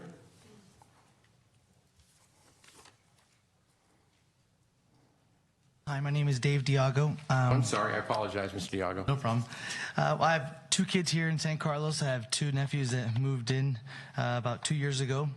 Both my kids play soccer and baseball, so very much enjoy the fact that they're able to be outside and as far away from video games as they can get. But a couple of points I wanted to talk about is just the field space. Right now, after daylight savings times, we've seen the impact that it's had on Highlands by itself. If we had some lights down at Burton or at Stadium, it would alleviate a little bit of that congestion. I think we talk about safety, having all those cars in and out, all those parents coming in and out. If we could spread that out a little bit, or have different areas that they could go to, it would help. I've never heard of a kid getting hit, but I know there's a lot of close calls, right? So that would be one of those. Baseball-wise, we just had the largest 12-year-old group of boys that were mostly playing at Arguello. These kids will now have to play at a larger field, which is Burton and Flanagan. If we could have lights on Burton, it would alleviate having to have 3-4 games on that single field. You could then spread it out a little bit more. So that would be a big help. I also was the chair for the San Carlos baseball tournament this past summer. That's one of the hardest jobs, to try to get field space. Amy, thank you to your group for giving us all the fields that we had here. But having had lights on Flanagan, it would have helped in the scheduling of it, and it helps sort of push those games out so there's not so many parents, family members all in one specific spot. So we need the space. If we were a business, everyone knows here, if you either buffer or you suffer. We're currently at that moment where we don't have any space to give. This is going to give us a little bit of breathing room. So thank you. Thank you for your comments. Bill Widner, followed by Fred Lim. Good evening, Mayor Grassley and the council. Thanks for seeing me. My name is Bill Widner. I live on Sunnydale Avenue. I have 3 kids, and I coach all of them in different sports, from baseball, football, and soccer. I want to say that something we're maybe forgetting, that by adding lights at Burton, we're able to now space out the games like people have talked about. That's going to lessen the burden up at Stadium. So if we can spread those fields for soccer practices and baseball practices, it's a huge help. I live on Sunnydale. It's a small house, small street, and I have no place to practice with my kids. In the wintertime, we can't get to the fields because they're always busy with softball. All the lighted fields have either soccer games on it. There's no space for families to come out there. And I want to keep our kids on the right path, like someone said before. I want to keep them off screen time and enjoying the quality of sports that, makes them be successful in life. So that's what I'm here for. Thank you. Thank you for your comments. Fred Lim, followed by Scott Odom.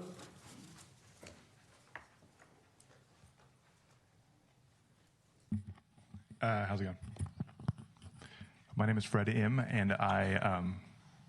No Go worries. ahead. And while I'm the regional commissioner for San Carlos AYSO this year, I'm here speaking as a parent. So briefly, we have almost 1,500 kids in the program. I think our town has some 30,000 residents, about 6,000 kids. We have 25% of the kids in this town playing soccer every weekend. And while it doesn't sound all that, that exciting, we have almost 200 teams. There's only 300 parent volunteers. And AYSO is an entirely volunteer-run organization. And so for us, what that means is 200 teams, we have to put them on a field to practice at some point during the week. And most parents would like a late practice because they all have to work. And at some point, you got to go home and get your kid and go out to practice. Most of the year, like during daylight savings, it's possible we get a handful of 5 to 6:30 practices. I think those are coveted by all coaches. But really what it comes down to is, for example, when daylight savings ends, we have no late practices. Practice times are like 3:30 to 5. And if you're a working dad, how are you going to get home and take your kid out? So, in some sense, we need lights in this town. I don't even want to put games out late on a weeknight. I just want to have an extra hour and a half of practice. I mean, that just seems like, It's not a terrible traffic concern. I do agree with my neighbor that traffic is an issue, but we're not talking about putting more kids on at the same time. It'd just be another round. So I think we need lights in this town. That's all I have. Thank you, Mr. Chairman. Scott Odom, followed by Chris Caldwell. Welcome. Thank you. Good evening. I'm Scott Odom. I'm past president, current board member of San Carlos Little League, and I'm here to speak on behalf of the board in support of the project, in particular the lighting replacements and the additional lighting. And I imagine my comments kind of echo some of my fellow board members and coaches here. There's, I think, two considerations for us in what we do, which is simply just to provide organized baseball here in San Carlos. And two of those where we can benefit from this project are, I think, increased volunteerism. You just heard Mr. M speak to the challenges of this time of the year, also in March when we play baseball. It's difficult for us to recruit the people that we need. We're an all-volunteer organization. We rely on the parents in this town to help make it happen, and giving some flexibility to them by increasing the duration of the field use would greatly help. The other is the safety of the players. And I think anyone who's been at a game at Stadium, a baseball game, especially in March, can attest to the twilight hours when a game runs long.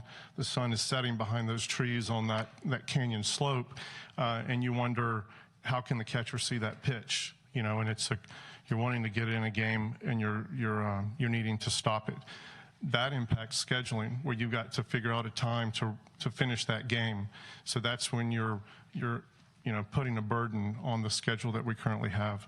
So I hope that the council will support this, and we'll get the lights that we're looking for. Thank you. Thank you for your comments. Chris Caldwell, followed by Bridget Rendo, or Renda, I'm not sure which. How you doing? Chris Caldwell. I am a coach of 2 softball teams, also a coach of a soccer team. Sat on the board of AYSO for a couple of years, now on the board of San Carlos Softball. Also a former Division I athlete, so I grew up on fields, so I think there's a few issues kind of at play here. One, we're at capacity for field space. So if we don't have lights, we need more fields. And I think one of the big things that's being missed here is I wish I brought my daughter, because these are the kids that are using this space. They need a place to go. As a coach, as a working dad, as Fred mentioned, and Fred lives right across from Highlands, by the way, he didn't mention that. So he's a resident also. But I have to leave work at 2:30 to get to a practice, right? And I'm there 5 days a week. So I think that if we don't have lights, we're going to see these kids go elsewhere. And we're talking about athletics and kids playing sports. I grew up near a field, and when I heard field noise, I used to go to the park to see what was going on. I encourage people to come out and see what's going on and get to know the kids that are playing the sports in your community. We have tournaments here for McPherson, for softball, one of the biggest tournaments in the ASA Softball Association. So I think that's part of it. The second part, I definitely agree there's a traffic, issue. I live across from St. Charles in Britton Acres. I have traffic around my house when the church is going on, when the kids get out of school. If I don't have my parking spot, I say, oh shucks, I go around the block, park it, go back and get it. That's just a fact of life. The more houses we build, the more people are going to come in, the more traffic we'll have. I don't think it's just a representation of kids playing sports. That's the traffic. The more people we have, the more traffic we have. But I highly suggest we get lights on these fields and keep these kids playing sports. The alternatives for them to be doing are a lot worse than playing youth sports. Thank you. Thank you for your comments. Bridget Rendo and Richard Crone. Welcome. My name is Bridget Renda. I sit on the board with AYSO. I'm also a coach with Little League. I just want to echo my support for the lights. There's no place for the kids in this community to play. I also live on Britton Avenue. I understand traffic probably as well as anyone in this town does. I don't have a yard. I also see the value in our children having a place to play, not just the organized sports, but having lit fields so that other people in the neighborhood can play on them as well. I don't want to repeat what everyone else has said, but I'm in strong support of the lights. Thank you for your comments.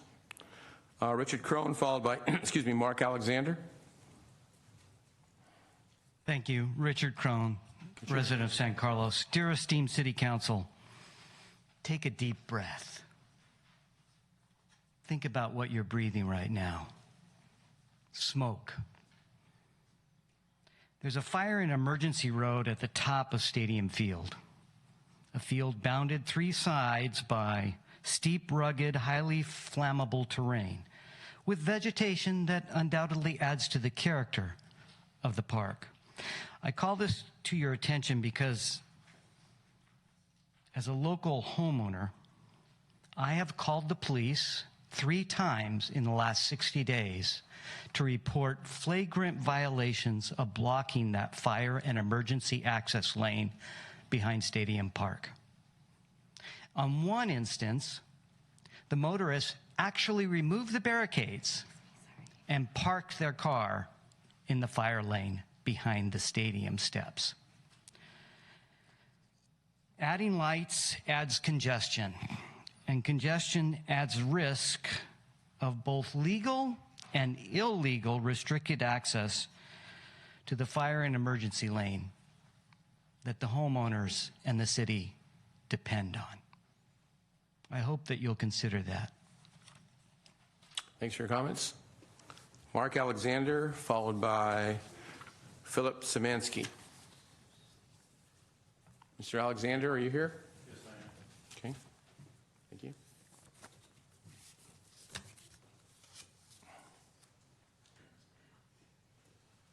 Good evening. My name is Mark Alexander, and I have been a homeowner on Coleman Court since 1983 and was a very close and personal friend of Frank Coleman, the man responsible for the development of Coleman Court. I Google mapped the submitted home addresses of the collective 12 people who submitted a copied and pasted letter in support of the installation of lights at Highlands Park Field. The distance they live respectively from the lights they so collectively support is 1 mile, 2 miles, 1.5 miles, 2 miles, 3/4 of a mile, 1.3 miles, 2 miles, 2 miles, 2.25 miles, 2.5 miles, 1.25 miles, 2 miles. All distances were measured from the north entrance of Highlands Park. How quintessentially nefarious, self-serving, hypocritical, and duplicit to be in full support and in favor of Highlands Park lighting project when not being even remotely exposed nor subjected nor negatively affected by severely impacted lower home values, dramatically increased noise and dangerous traffic environments, litter, and of most importance and of primary concerns are the disruptive and artificially created nighttime illumination, turning the existing tranquil, peaceful, nighttime natural ambiance to a nightmarish, intolerable, and sufferable environment comparable to living under the lights of Pac-Bell Stadium. It is also consistent and apropos to being placed in the same unenviable and demeaning category as the collective non-negatively impacted supporters of the Highlands Park lighting project as being nefarious, self-serving, hypocritical, and duplicit if any of the members seated before me tonight would support a lighting project that would severely diminish your collective qualities of life and enjoyment, and the associated severely impacted lower home values, dramatically increased noise and dangerous traffic environments, and litter. And first and foremost, having 1 million kilowatts of disruptive, blinding, artificial lighting, forever turning the existing tranquility of a star-filled heaven's night that currently exists for myself and my neighbors' full enjoyment and appreciation into a lighted nightmare. The noise level for the study for Highlands Park was measured from the bleachers, which does not address nor measure the closest noise to residences on Elston Court and Coleman Court, which would be at the goal net, which was in fact as close to 25 feet to Elston Court and Coleman Court residences. For the bleacher noise study, how many people were in the bleachers? What was their collective age average? The wind direction and velocity of the wind during the study? How many individual noise studies were made? Mr. Alexander, if you could wrap it up. Very quickly. In regards to illumination intrusion into the homes on Elston and Coleman Court, unless the illumination intrusion studies were done with the 80-foot light towers in place, what possible factual means to measure the light intrusion was used? The height of the 80-foot towers would factually be at eye level to residences in their homes on both Elston and Coleman Court. In regards to increased traffic, the roads Mr. leading... Alexander, if you could wrap it up, please. I'd appreciate it. You're way over the line already, over the time. Well, I would think that being a resident of Coleman Court for over 35 years would allow me a little lenience. Trying to be fair to everybody, sir. A lot of people went over. You did too. Thanks for your comments. Philip Szymanski, followed by Greg Harris. Good evening, and thank you so much for the time. I'm Philippe Szymanski. I'm one of the residents at Coleman Court. My main concern is really the lack of options in the study. It sounds like it's really all or nothing. The second option really is kind of flawed because it puts LEDs into one field versus two fields that have regular lights. And if you take a look at the study end to end, there are many actually alternatives reaching some compromise. And totally as a father of a soccer player for 6 years and part of the San Carlos Soccer League, totally appreciate the lack of space. But when you really think about it, at 5 o'clock, we stop playing. But for most of the year, actually, there's sunlight still for many hours to go. So how come we're not thinking about a natural solution, maybe extending the hours versus just putting in lights? Actually, that could go at least 1/3 of the way of the hours required. Just to give you a sense, for 8 months, if we went to 10 p.m. per the proposed schedule, that's going to be about 1,200 hours of additional playtime in my backyard in Coleman Court. So that's pretty intense. I think much was said about the lights and the traffic, which obviously are very problematic. And you've seen the photos of the turf. I mean, it's pretty much destroyed. I even have photos from a few weeks ago that's not very playable anymore. So you can't put lights in and not put the artificial turf in. It seems to be contradictory.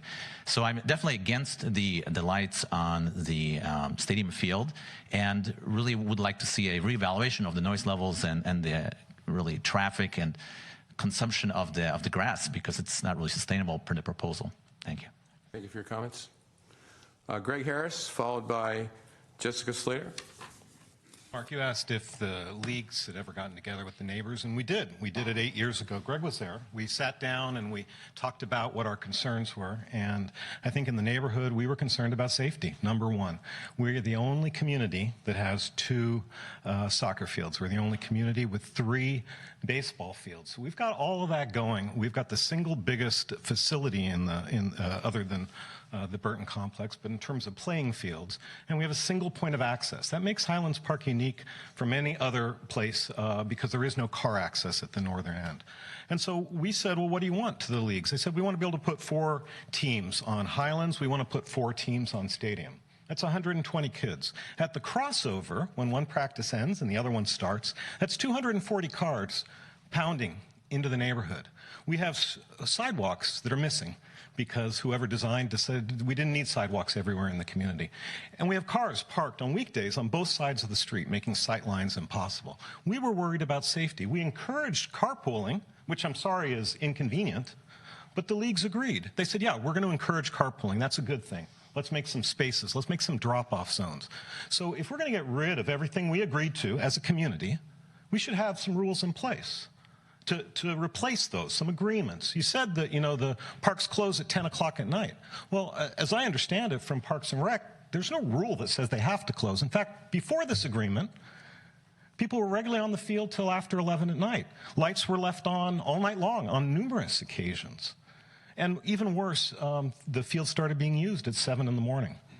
I find it funny that there was no significant decibel level, but if you Google referee whistle decibel, you'll see that referee whistles are over 100 decibels. And so there's certainly a rude awakening at 7 in the morning when some coach is out there trying to rally his team with his whistle. And the leagues thought that was reasonable, that they could start at 7:45. They thought it was reasonable to put some space in between practices to lessen the load and make the community safer. I would just leave you with the point that unfortunately, the city has put together no evidence that we need this. What she said was, this is the best way to maximize... Greg, talk to us, please. Talk to us, please. What she said was that we should, this was the best way to maximize utilization. No evidence has been put forward that says we have more kids, that we have more needs. We've certainly heard from the sports people, but the numbers they recited are actually lower than they were in my days. So we're not growing in terms of our number of kids. What we're growing is that our need for the same small population to use it over and over. And, you know, if we're going to make moves like this and spend city money on such a narrow benefit, I would hope it would benefit more people and that there would be true demand that we're trying to satisfy. Thank you. Thank you for your comments. Jessica Slater, followed by Jeff Klein. Hi, thank you. I live on Highlands Park. I live on the Fire Road. In fact, I think a part of my land is actually an easement for the Fire Road. So I am right there. And I disagree that from the EIR report that the sound is imperceptible. I can hear, and it's mostly adults actually, at least that I hear adults around 10 p.m. playing on the Highlands field. I can hear them clear as day at 9 and 10. And I don't know why the games have to go or the practice have to go. So why 10? What kid is going to be playing at 10 at night? I don't want my kid has been coached by literally everyone standing back there, and they're all amazing, but I don't want my kid practicing at 10 at night. I don't know why there can't be maybe a compromise. Why can't it be until 7 or even 8? Why does it have to go so late? Because I hear people playing, it's adults. That's not helping the kids by keeping it open that late. And I also think where there is space, I think it's naive to think that the city is not going to rent that space out. It said it would take away the restrictions and allow them to rent it out to other cities. And I think it's very naive to think that it's going to allow them room, right, to let some breathing room in between. They're just going to pack it in, and they're going to add money to the city and not really help the traffic or the congestion. And then lastly, on Coronado, when you come up, I don't know if you've ever driven that road, but it is extremely twisty and extremely windy going up Coronado and Vista del Grande. And I have people parked all over right in front of me, tons of cars. I don't mind. I don't even mind the noise of the whistle. 7 a.m., it wakes me up. Usually when my kids, I bought the house. I enjoy that sound. That's fine by me. But I'm worried about the traffic and the speeding up Coronado, up Winding Way. It is small, and more people that have to go up that way to come on the access road from my house is going to lead a ton of traffic and I think a lot of accidents. So I am against the lights on the stadium field. All right, thank you for your comments. Jeff Klein, followed by John Burt.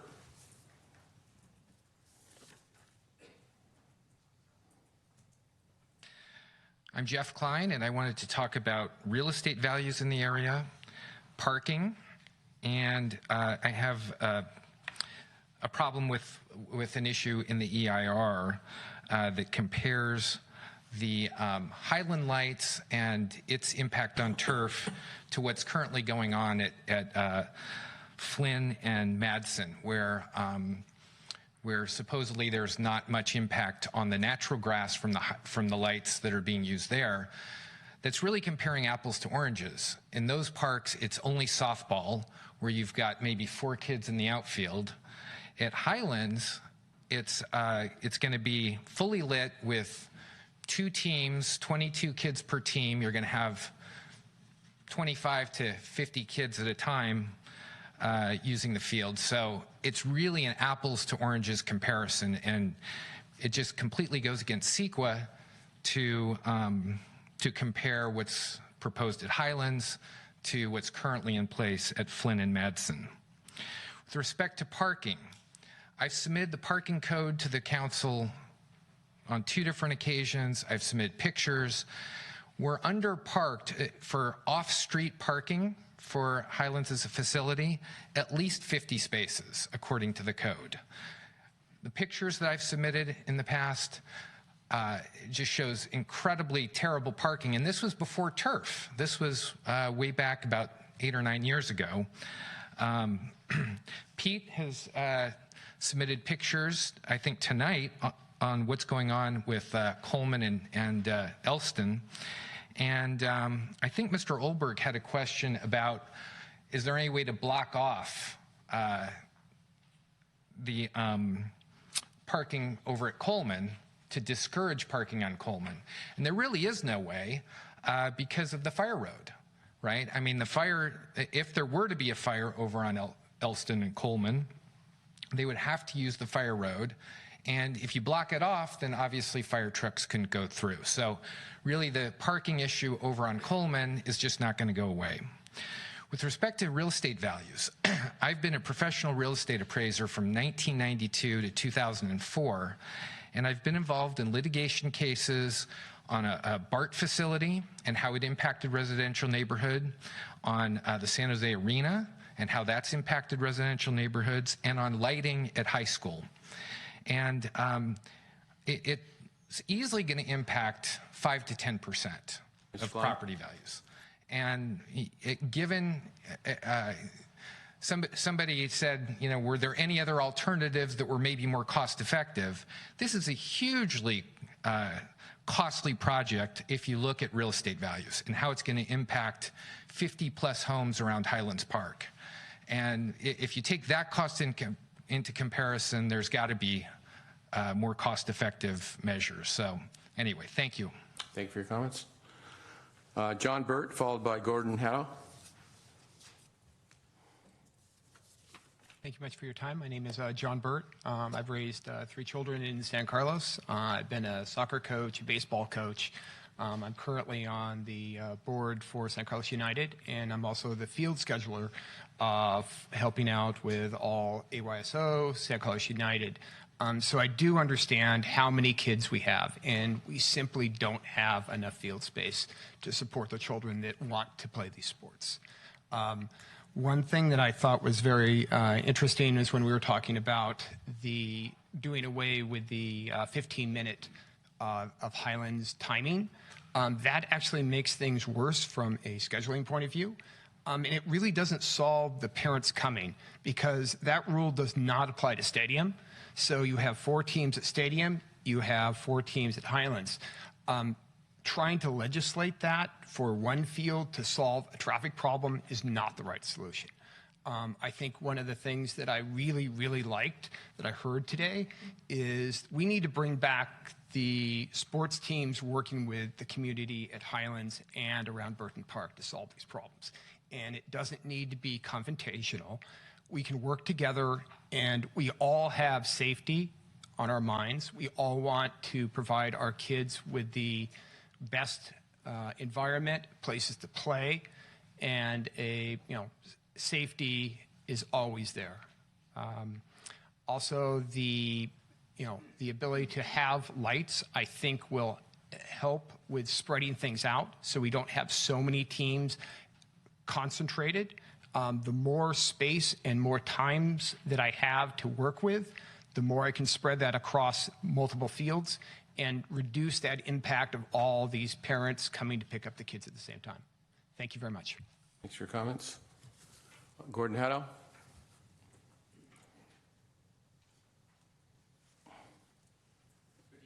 Thanks for listening to us. My name is Gordon Haddow. I live on Coleman Court and have for the past 24 years.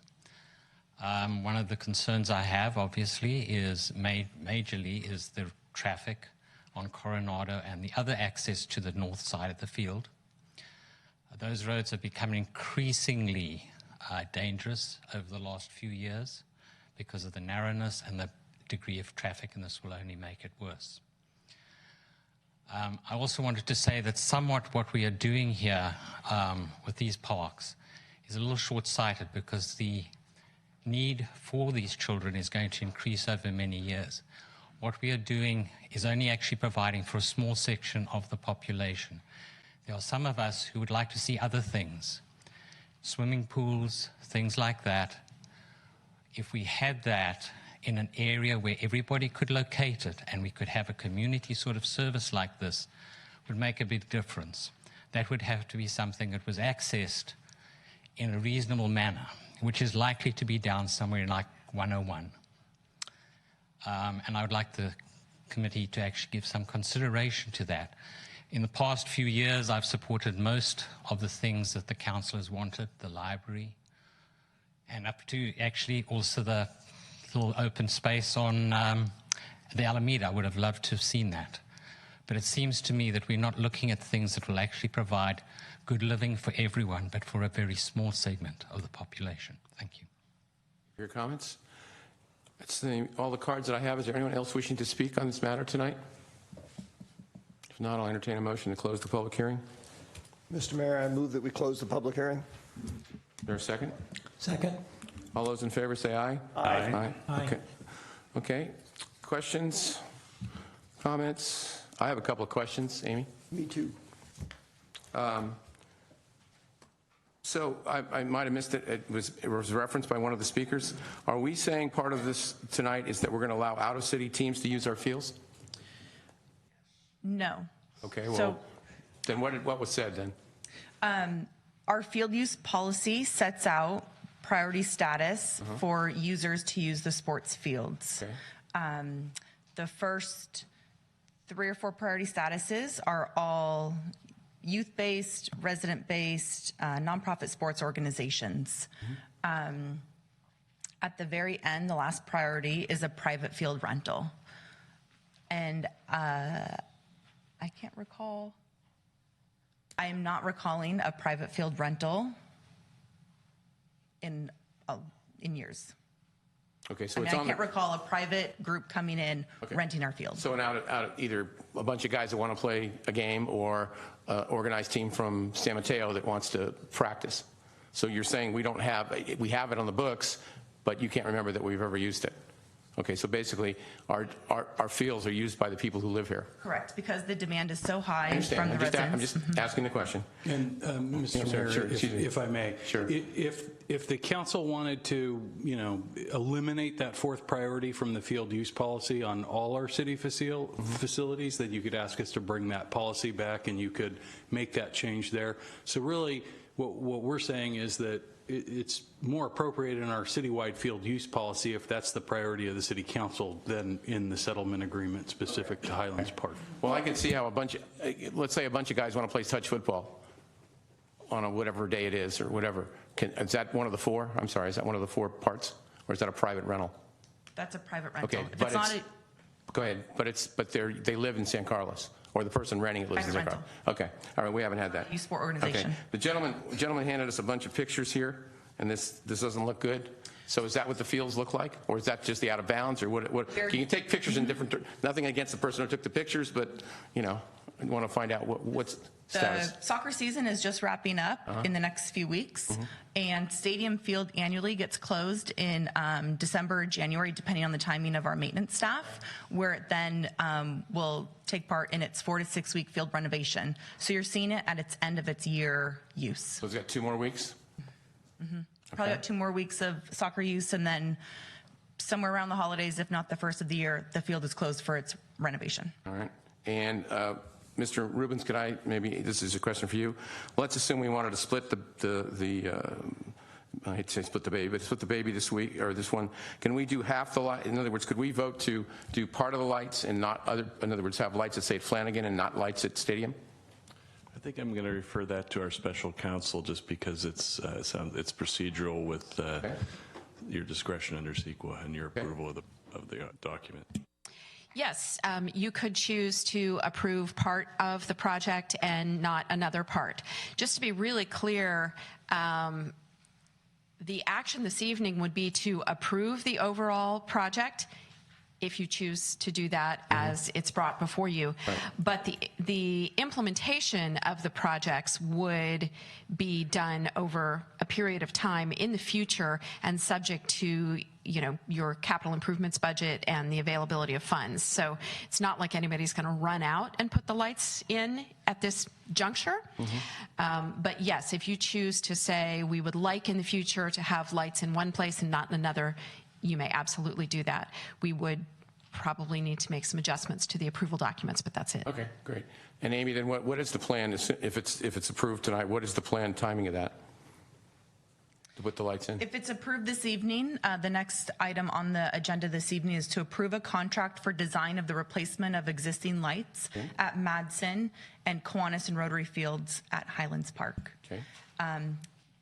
In the recent budget adoption for the 2018-2020 budget, including in the 5-year capital improvement program. We did earmark funds in 2021 and 2022 for the implementation of the new lights. So that. Why are we designing things in 2018 or let's say 2019 for 2021? We chose to phase the projects. I'm sorry. The design now, tonight, would be just for the replacement of the existing lights. Okay. So that's one project, replace existing with new. Okay. The second project, which would begin in 2021, the design would be for the new lights, stadium and the other. I'm just asking the question why we're so far ahead. Okay, thank you. Mr. Collins? Thank you, Mr. Mayor. Just coming back to Bob's question on the whole local private field use, it seems to me, based on some of the speakers tonight, that we've probably got way more kids that live in our own community that want the field space. So that I think you're saying that the possibility of outside cities is pretty remote, even if we added all the capacity that we could possibly add. Yes. Okay, all right. So the other thing I was wondering is on this. Can we just, and I don't know if this is for you, Amy, it may be for Anna or Greg, can we vote on this as is, but can we say that we want to delay or see how the other lighting goes, say at Flanagan Field, before we make a decision on adding the lights to Stadium? So you're not actually, by approving the EIR, you're not approving a project to put lights on That's stadium. What I thought, yeah. Could I speak to that? Sure. So there are two actions in front of you, two resolutions in front of you. One would be to certify the EIR. The other would be to approve the overall project. So even though you would not necessarily be installing the lights at either Flanagan or Stadium at this point, you would give your imprimatur to those, and the resolution states that they would be implemented subject to budgets in the future.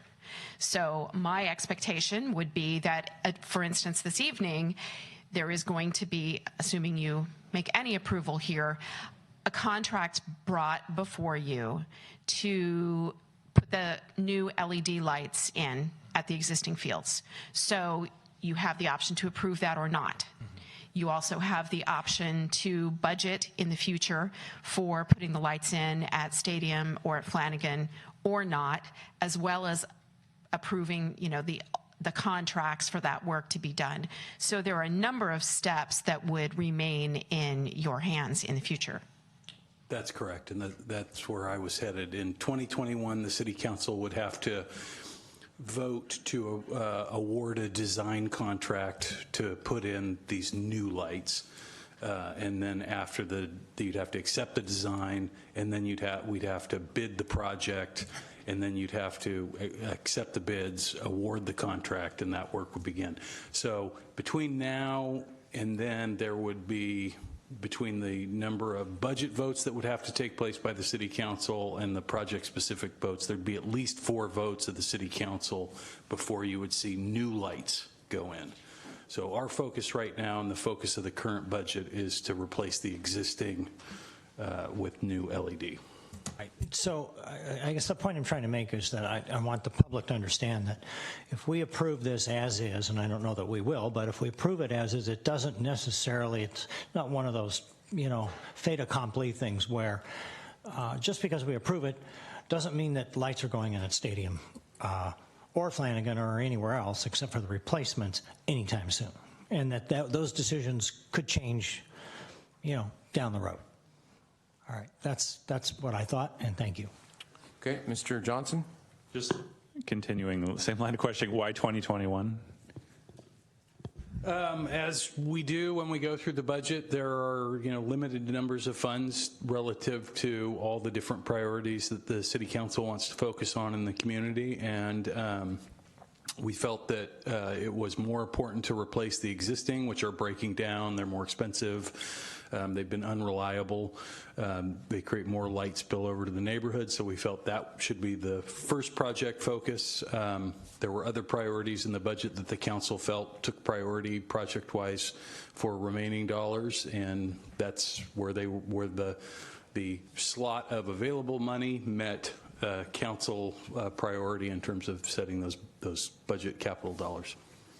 And just since obviously there's a lot of passion about this particular subject, in the future, should this pass and should those design contracts and budget items come up, would they be on a normal council agenda as a standalone item, or would they be as part of a larger budget package? What kind of notice would be given to the neighborhood about those items? There would be both types of items would come up in the future. As you might, there'll be a new budget by then, so you'll have a whole nother budget process with a new city council. So those priorities and other project priorities may change, as happens in the budget process and long-range capital programs.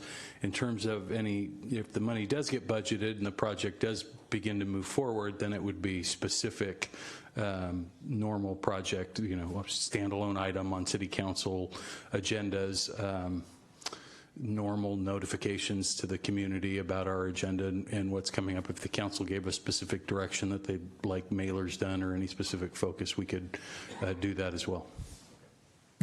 Mr. Olbert? Thank you, Bob. Just one question, but first a comment based on the conversations that the diocese is just having with staff. My sense is that what we're talking about here with bringing the EIR before us is approval of the EIR as a necessary but not sufficient condition to actually install lights, meaning that if we were to reject the EIR for whatever reason or we didn't have one, then we couldn't bring the other item in front of us because we couldn't act on it. It would be invalid because there was no EIR. So it's a necessary but not sufficient condition, and the sufficient conditions are all the things you were talking about, bringing them back. The other question that I had, and this is a Jeff question, given that the new lights aren't, as you were talking about, 2020, 2021, unless the council makes a radical change in prioritizing stuff. So why include them in the study of the EIR now? Well, the same types of things are being studied in the same locations, at both parks. So it was efficient. We try to be good stewards of the city's finances and couple things together. It did all meet the council's original sort of priority goals of increased playing time and also to maintain at all costs the playing time that we have now, which gets at the replacement as being the priority. So I thought it might be that, but it's a cost effectiveness argument, efficiency argument. Absolutely, and you try to be respectful of the community members and their time, and you don't want to bring them in on one project and then another. And okay, Mr. Collins. Thank you, Bob. Amy, somebody brought up one of our speakers brought up the comment that what kids playing at 10 o'clock, and I thought about that myself. I would assume we would have the discretion to say, we're gonna in the wintertime you can play till 9, or you can play till 8:30, or you can play till 9:30. I mean, as a council, we could set that rule if we wanted to. Correct. And we don't have to. I mean, there's no magic about 10 o'clock, right? No, and we estimated a little less than the figure that someone did throw out here tonight for the additional use, because most teams don't practice until 10 p.m. That typically the use would wrap up in the 8:30 or 9 o'clock hour for youth. Okay, all right, that's what I thought. Thank you. So I had one more question. Greg, just so everybody understands too, if we move to adopt the resolution certifying the EIR, that's all we're doing. We're just certifying the EIR that it was done in conformance with law and whatever else. We're not approving anything.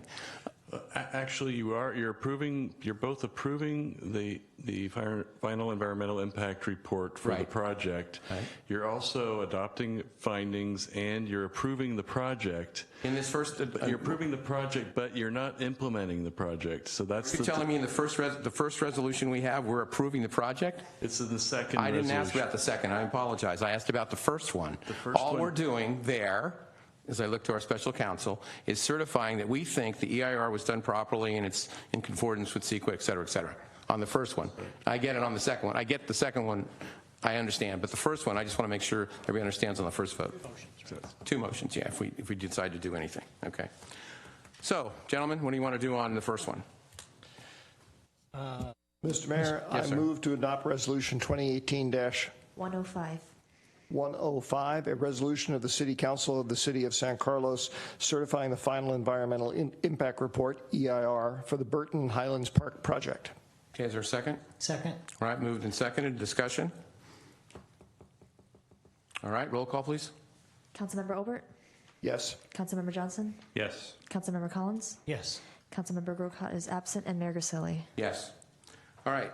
So the second one now, Greg, I'm really confused. But anyway, if we vote to adopt this resolution, we're voting to approve and set an implementation of these items. No, what you're doing is there's technical findings you need to make under CEQA before you can approve a project. Then there's also mitigation monitoring that was all developed through the CEQA document about the mitigations that are in there to bring the project to not have a significant impact on the environment generally. And then approve the changes to the operational restrictions as part of that project. And then you're approving the project, but you're not implementing it yet. Mm-hmm. The implementation is going to be something that the future councils will do. And the next item on the agenda is the first implementation step. Is replacing the lights that are already there. Okay, so if I don't want lights, or I don't feel, Greg? I'm sorry. If I don't think that we should have lights at Stadium, then I would vote no on this. Well, I think, again, the implementation is a separate one, but I mean, that could be your vote. You indicated that I was approving the project, and I don't like the project. You're approving the project, but you're making it so that you can, well, you've already approved CEQA, so Right. yeah, you're approving the project, that's right. Okay, so if I feel that I don't like the project, then I vote no on this, because I may not like the lights at Stadium. Is that right? I mean, that's within your discretion to do that. Okay. Oh, well, it's in Section 5 of the resolution, so I'm going to pull up the resolution. Sure, I have Section 5 memorized. You have it. Yeah, proving that, yeah, that's what I mean. So that's what I'm trying to identify. I mean, the last line says, in approving the Burton and Highlands Park project, which to me means the possibility, not implementation, I understand, but the theoretical approval of putting lights in those places. Okay, I'm pulling up Section 5. So Section 5 of the second resolution, of the one that's up for consideration now, says the City Council has considered alternatives to the project and finds, based on substantial evidence in the record, that the project is the best alternative that can be feasibly implemented in light of the relevant economic. Anna, don't, please, I don't, like, would you want to get up and, Anna? The whereases I was reading, no. Anna, could you please come to the microphone if you're going to speak? Thank you. You're on TV. Yeah, you're on TV. This is a public I'm hearing. sorry. The problem is the Section 5 I was looking at is misnumbered. So if you flip the page, Oh, there's two sections. what's Section 5 on page 333 of the packet should actually be Section 7, and what's Section 6 should be Section 8, and so forth. Okay. 9, Got it. 10. Got it. So when I was directing Greg to Section 5, he was appropriately looking Okay. at the Well, let's Section just get 5. whatever section number it is. I really don't care. 7. But, okay. So I'll read the correct Okay. Section 5, which is really Section 7. Certainly The is. City Council hereby approves the project, Phase 1 and Phase 2, and directs the city staff to proceed with Phase 1 of the project as approved in the fiscal year 2018-2019 budget for the upgrade of existing lighting at Madison Field and Rotary and Kiwanis Fields, following final approval of the project, and to implement the remainder of the capital elements of the project as budgets permit. Right, so as you said in the first 4 or 5 words you said, that approves the whole thing. That approves the whole project. Right, including the new lights at Stadium and Flanagan. And it approves the lights at Stadium and Madison and Flanagan. Okay, great. I just wanted to understand, I want everybody to understand what we're voting on here, so it might be But moot. the only implementation is just Right. those 3 existing fields. Understand, okay. So, what do you gentlemen want to do on the second one? Mr. Mayor? Sir. I move to adopt Resolution 2018- 106. Pardon me, 106? 106, a resolution of the City Council of the City of San Carlos adopting CEQA findings of fact, a mitigation monitoring and reporting program, approving changes to operational restrictions in the settlement agreement between the city and Save San Carlos Parks, and approving the Burton and Highlands Park project. Is there a second? Second. All right, moved and seconded. Discussion? Mr. Collins? Well, the first question I have is, does this resolution need to be redrawn? Yeah, those would be typographic errors that we can correct, and it's just a numbering issue. The paragraphs just need to be renumbered. All right, okay, thank you. Mr. Olbert? Thank you, Bob. I'm going to support this measure. I just wanted to make a couple of comments that aren't necessarily on specific focus of this thing, but I would strongly encourage staff and the sports groups and whatnot to follow up on this idea of encouraging regular meetings between the representatives of the sports groups and the neighborhoods around all of our parks that are heavily being used. I think that's a really good idea. I liked some of the comments that one of the sports leaders made, that he too would like to see those kind of meetings take place to work out issues. They're not a blanket solution to everything, but the more people talk, the better chance we have of actually coming up with some reasonably workable solutions. I also hope that as we move forward on this, that we're going to pay careful attention to enforcement issues and utilization issues, because I do think that, you know, I would really like not to see the fields destroyed, you know, without adequate maintenance. At least I'd see maintenance or scheduling as a way of managing that. So that too is something I hope that staff will take into account. Okay, Mr. Johnson? So I want to thank everyone who came out tonight and spoke on both sides. I really appreciate all of the comments, all of the emails. We're here tonight discussing this because one of the goals of our city is to provide a place for kids to play. And I don't think that any of us would debate that that is a great mission of the city, and it's important that we do it well. Our challenge is that we are not meeting the current demand. And so if we think about all the potential solutions to that problem, this would not be anyone's first choice, I think for 2 important reasons. The first is it requires us to revisit an agreement that we have made with residents, as Bob pointed out. And the second is it's going to have real impacts on the people who live right near the park.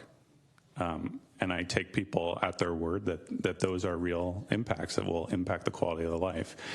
And I think that anytime we are negatively impacting the quality of life of our residents, and anytime we are having to revisit agreements that we've made with residents, we should be very thoughtful, and we should not do that unless we've thought it through, and only in circumstances in which we think the benefits outweigh those costs. For me, if I were to imagine the perfect solution to this project, it would be like some people have said, let's create, you know, a great park that's over in the industrial area near Highway 101. Let's have great parking far away from residents. Let's put up lights, you know, let the kids play as long as they want, have no impacts to residents whatsoever. And during my 5 years on the city council, I have looked for every solution that I can to create new field space in the city. And I know that many of my colleagues have done so as well, to no avail. And I have been convinced for a variety of reasons about the availability of land, the political will to raise taxes in the city, a lot of other things, that we have very, very few options available. I think that, as Jeff pointed out, the discussions with the school district about building a field at Tierra Linda or other places or on other school sites is our best opportunity. But despite, a lot of goodwill and effort, we haven't yet made progress on that. And we're hopeful that we can create more field space there, but it is largely outside of our control. So we come back then to say, well, what are we going to do? How are we going to meet this important mission of the city? I would say with reluctance that I think saying that, hey, we have an existing park where kids play today and we want to extend the hours to let kids play there longer is a reasonable thing to do. And I know that many people will disagree about that, and I know that, you are definitely entitled to your concerns, and I have heard them. And you will have opportunities in the future to make the case to future council members, and I hope you do that. But that's why I made the motion tonight, and that's why I'm going to be supporting this. Mr. Collins? Thank you, Mr. Mayor. I echo a lot of the comments that were already made. I know Coleman Court. When I was a kid, I rode my bike all over town. One of my missions was to ride every street in the town. So I know where these streets are. I know how narrow they are. And I'm keenly aware that those streets are narrow, they're twisty, there are parking problems. I probably wouldn't want to live on one if the park was nearby, so I get that. And one of the reasons I'm supporting it, though, is that we need to make some progress. And I think that the lighting the stadium field down the road is something that will be a matter of budget, it'll be a matter of public input, it'll be a matter of a different council. But we've always had field issues. We've had field issues for 60 years since I've been in this town, and they've always been there. There's never been enough fields. Even when this town was 10,000 people fewer, we've always had those issues. So we have to maximize the area that we have. And like Cameron says, we do have to make some compromises. It's never an easy decision. I also think that and one of the reasons I asked the questions was that about the time of the usage of the fields is that I don't believe that every field should be open till 10 o'clock every night. Maybe we take an incremental approach. Maybe we study that. I think that adding lights first at Flanagan gives us an opportunity to study traffic patterns, to study the effect of lights on the surrounding area, and to sort of work ourselves to a point that we have a better understanding of what it would really mean to put lights at stadium. So I think that approving this project is not an automatic. It doesn't mean that everything that's in here is going to actually be done. 3 years from now, none of us may be on this council. I mean, I know 3 people in the audience that will probably be on the council, but none of us may be on the council in 3 years. So I think it's important to make sure that what we're doing is sensitive to people's concerns. I also thank all of you for speaking. Those do have an impact. I'm glad people come out and speak. It always makes an impression on me. If you notice I may not maybe looking at you while you're talking, that's because I'm writing down what you're saying so that I can refer back to it. And sometimes I look at this stuff a week later, 2 weeks later, a month later, because these issues tend to come back. This issue was around 10 years ago, long before I was on the council. So I want people to understand, at least where I'm coming from, that this project is something that I think is a movement in the right direction. As time goes on, we'll see the effects of it. Hopefully we'll be able to modify it. We may change certain things about it. I think, as Mark said in a couple of meetings ago, everything the council does is temporary. So there may be things that we need to change along the way. We saw that there were things in the settlement agreement that didn't work out. Maybe some things we want to do now won't work out, and we'll have to make changes down the road. So I just want people to understand why I'm supporting this project tonight. Okay, I just want to mention that I can't support it because it approves the lights at Stadium. And I was on the council when we put artificial turf in and I was supportive of artificial turf to go into the Highlands Park over a lot of neighborhood objections. I drive by that neighborhood four times a day, up and down Melody, coming from Crestview where I live. There's always a lot of traffic there. There's always a lot of impact there. I do think there should be lights at Flanagan. That's why I was asking if we split this up, but it apparently can't be at this moment. I think Flanagan is a much more logical place to improve the fields. As was said by Mr. Collins, I think down the road we may see benefit or not benefit in lights in some of those places, but I just don't believe the location at this point.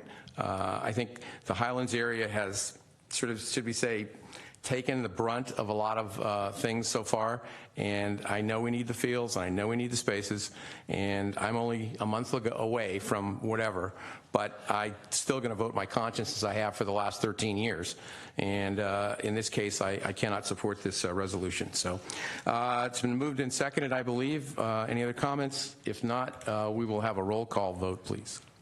Councilmember Johnson? Yes. Councilmember Collins? Yes. Councilmember Obert? Yes. Councilmember Grocott is absent, and Mayor Grisilli. No. Mr. Olbert? Yes, thank you, Bob. This is sort of a follow-on to the comments I made before the vote, and to sort of in response to a bit of what both Ron and Cameron were saying, which I agree with, by the way. I'd like to propose that it may not be this particular council, but I'd like to propose that we have staff bring back a discussion for the council about whether we ought to be modifying some of the terms and conditions that govern how fields are used. For example, I know Bob was talking to Amy about the resident-only provision. Somebody else had talked about the issue of hours of operation and whatnot. So I'd like to propose that we bring those items back. They may be the same item before the council for a discussion to see if we want to make any changes. And I wanted to see if there's anybody in the dais who shared that interest. I'm not opposed to it. Do you think it would be worthy of a discussion at the Park and Rec Commission first? You know what, Cameron? That's a brilliant idea, and I always forget to run things by the commission first. Thank you. Yes, so I will modify my idea and say that we bring it back to the Parks and Rec Commission first. That sounds great. I would support that. I would too. All right. Thank you, staff. We're good. All right. Moving on. Item 9A. Consideration of adopting a resolution authorizing the city manager to sign a professional service agreement with Salas O'Brien to design the replacement of existing sports fields lighting at Madston Field, Burton Park, and Highlands Rotary and Kiwanis Field, Highlands Park, with LED lighting in an amount not to exceed $150,000, including design contingencies. Well, that's about all I have to say. Okay, thank you very much. So as Mayor Grisilli mentioned, the base contract amount with Salas O'Brien is $119,050. We have a contingency budget of $30,950 for not to exceed amount of $150,000. An RFP was posted on the city's website on September 7th. We had 7 firms submit proposals, invited 3 back for interviews. Salas O'Brien demonstrated in-depth knowledge and expertise in field lighting design with a multitude of experience with similar LED field lighting projects, and therefore is being recommended to design the replacement of lights at Madsen, Kiwanis, and Rotary fields. Okay. Questions? Seeing none. Is there anyone wishing to speak on this item? All right. Seeing none. Mr. Mayor? Yes? I move to adopt Resolution 2018-107. 107, a resolution of the City Council of the City of San Carlos authorizing the city manager to sign a professional services agreement with Salas O'Brien to design the replacement of existing sports field lighting at Madston Field at Burton Park and Highlands Rotary and Kiwanis Fields at Highlands Park with LED lighting in an amount not to exceed $150,000, including design contingencies. Second. All right, moved and seconded. Any discussion? Hearing none, roll call, please. Councilmember Obert? Yes. Councilmember Johnson? Yes. Councilmember Collins? Yes. Councilmember Grocott is absent, and Mayor Grisilli. Yes.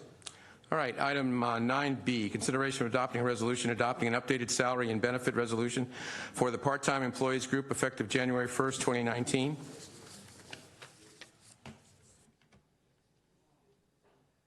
Ms. Mendenhall?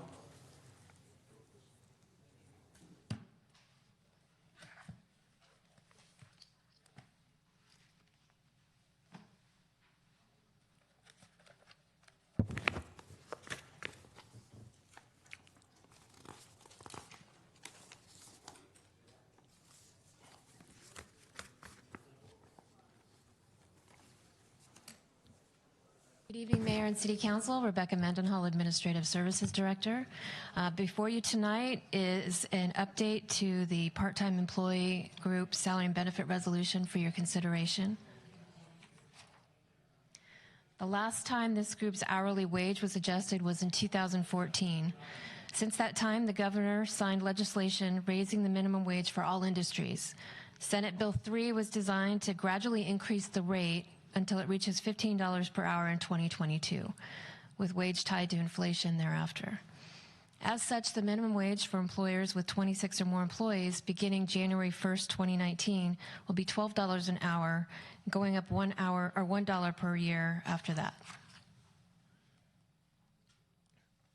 The minimum wage increase to $12 per hour will impact certain positions in the city.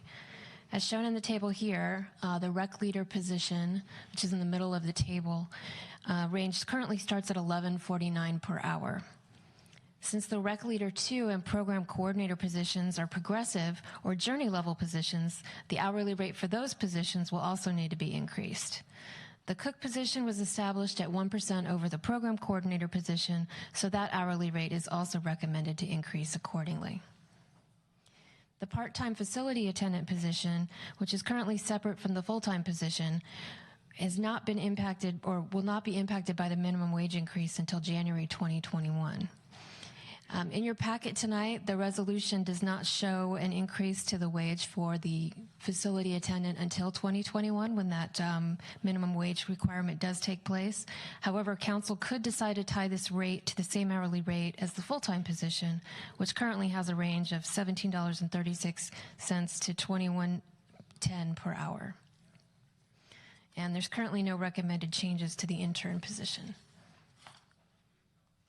Moving to part-time benefits, there's no recommended changes to the benefits that are currently offered to our part-time staff. Those benefits are a California sick leave, which is offered to all part-time employees. So for every 30 hours they work, an employee accrues 1 hour of sick leave to a maximum of 48 hours. They're then eligible to use their accrued sick leave after 90 days.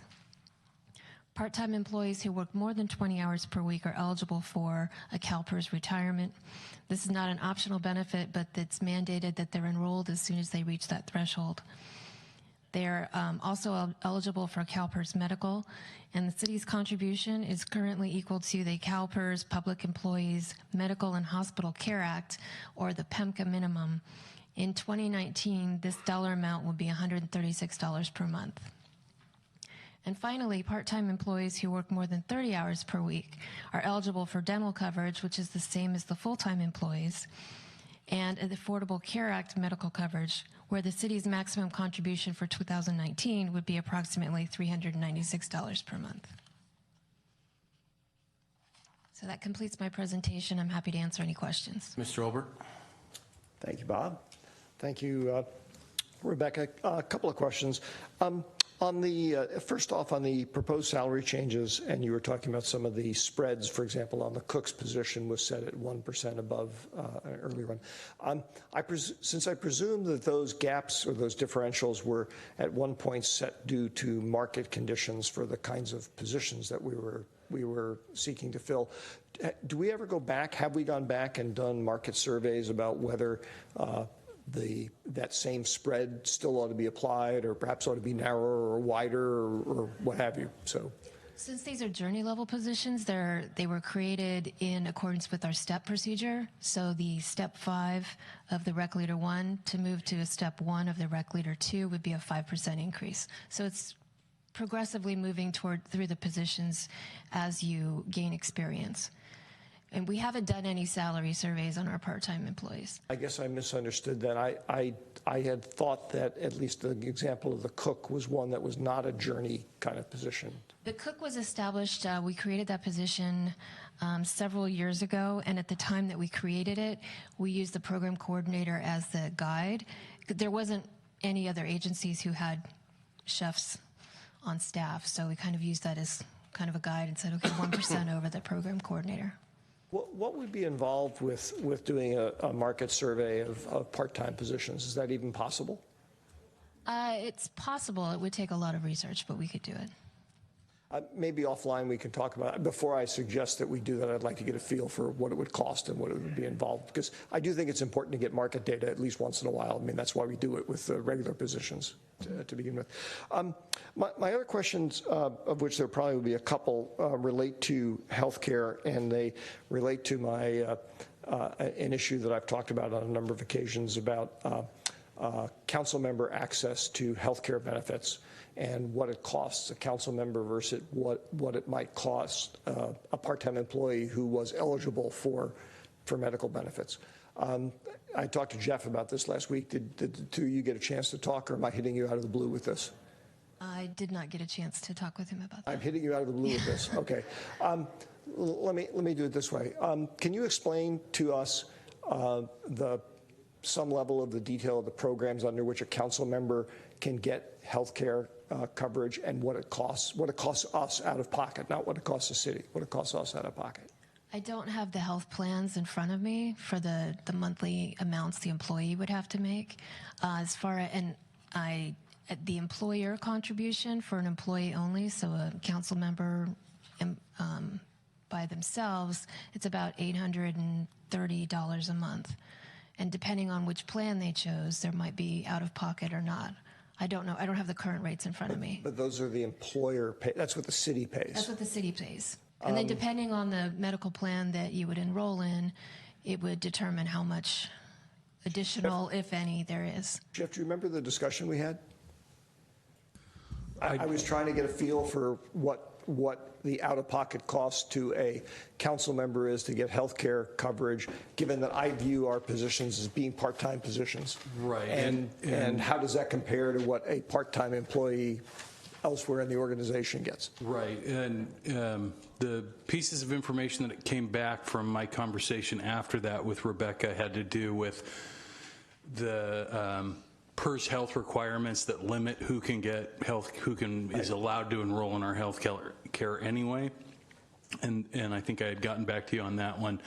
It was kind of, if I'm understanding your question tonight and relating it back to the conversation we had, it's a difficult thing for us to answer because it's unique to all the individual employees, including yourselves. So in other words, we provide one fixed dollar amount, and if you're single and you're just buying your own individual health care and you elect the least expensive health care option in our plan, you may not be out of pocket anything. But if you're insuring a spouse through us or family, and or you want to have a Cadillac plan, you may have to contribute hundreds of dollars a month out of your own pocket in addition to the city's contribution. So there's a wide variation, but it's dependent on specific choices that employees would make. Does that answer the question? No. No. What am I missing? You know what? It's all right. I understand what you're saying, but I guess I was hoping that there would be more of a comparison available to look at. I'm just going to have to end up, even though I don't really want to, I'm going to have to end up voting against this, but that's okay. Okay, Mr. Collins. Thank you, Mr. Mayor. Rebecca, I'm really embarrassed I'm in this business. I don't get why there's a distinctive difference here between CalPERS medical coverage and Affordable Care Act medical coverage. Is there a difference? There is, because the Affordable Care Act is based on, it's the formula that you use, and I don't have it in front of me, but it's depending on how many hours you work and the range of money that you make and what they Actual benefits, though, the same? You would be using the money toward the ACA instead of the CalPERS. In other words, if they had their own coverage? Yeah, we don't currently have anyone who's enrolled in any medical, actually. Okay, so a part-time employee who had a personal policy could get an allowance toward that, or a contribution toward that. Is that what you mean? Well, actually, they'd still have to enroll in CalPERS Medical because they are a CalPERS eligible at that point. Okay. Because they have met the minimum requirements for CalPERS. But are you saying that their contribution would go up because their 30 contribution hours goes up? Right. Okay. The amount that they're getting from us will go up because they've met a different threshold. So Same instead of benefits, just the different 20 hours, contribution. yeah, instead of just the 20 hours, they've now met the 30 hours. All right, that answered my second question. Okay, thanks. Okay. Is there anyone from the public wishing to speak on this item? Okay, seeing none. Mr. Mayor? Yes. I move to adopt Resolution 2018-108, 108. a resolution of the City Council of the City of San Carlos adopting an updated salary and benefit resolution for the part-time employee group effective January 1st, 2019. And so, we're adding the stipulation here that we are tying the part-time, what was the position that we're tying the part-time to the full-time salary? The facility attendant. Changing the salary for the part-time facility attendant to the full-time rate. Is that right? Effective January 1st. Yes. Effective January 1st, 2019. Second.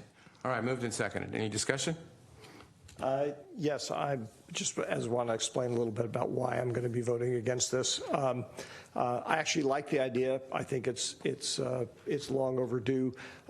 My interest, however, goes a little bit beyond this. What I really personally would like to see happen is that part-time employees don't get treated any differently than council members do. And you can reverse that and say council members don't get treated any differently than other part-time employees do.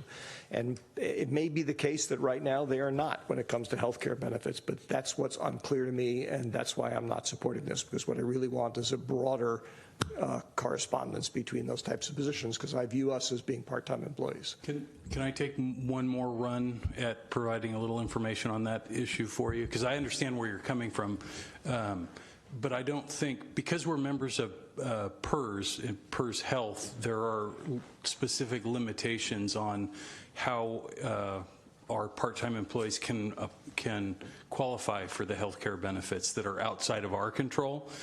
But PERS has a stipulation that council members they're the ones creating the difference. You can override that, but I would think that the easiest way for you to do that would actually be by modifying the council compensation, because I don't think the council would have the authority to make the changes you're talking about to the part-time employees so that they were treated the same under our system of benefits. That's correct. So I understand what you're saying, Jeff, and you may recall I brought up the same issue when we were talking about council member compensation, which I think was one of the reasons why I didn't vote for that either. So I'm just being consistent here, which admittedly is a little unusual for a politician, but it happens once in a while. Okay. On that note, roll call, please. Councilmember Collins? Yes. Councilmember Olbert? No. Councilmember Johnson? Yes. Councilmember Grocott is absent, and Mayor Grisilli. Yes. Okay, moving on.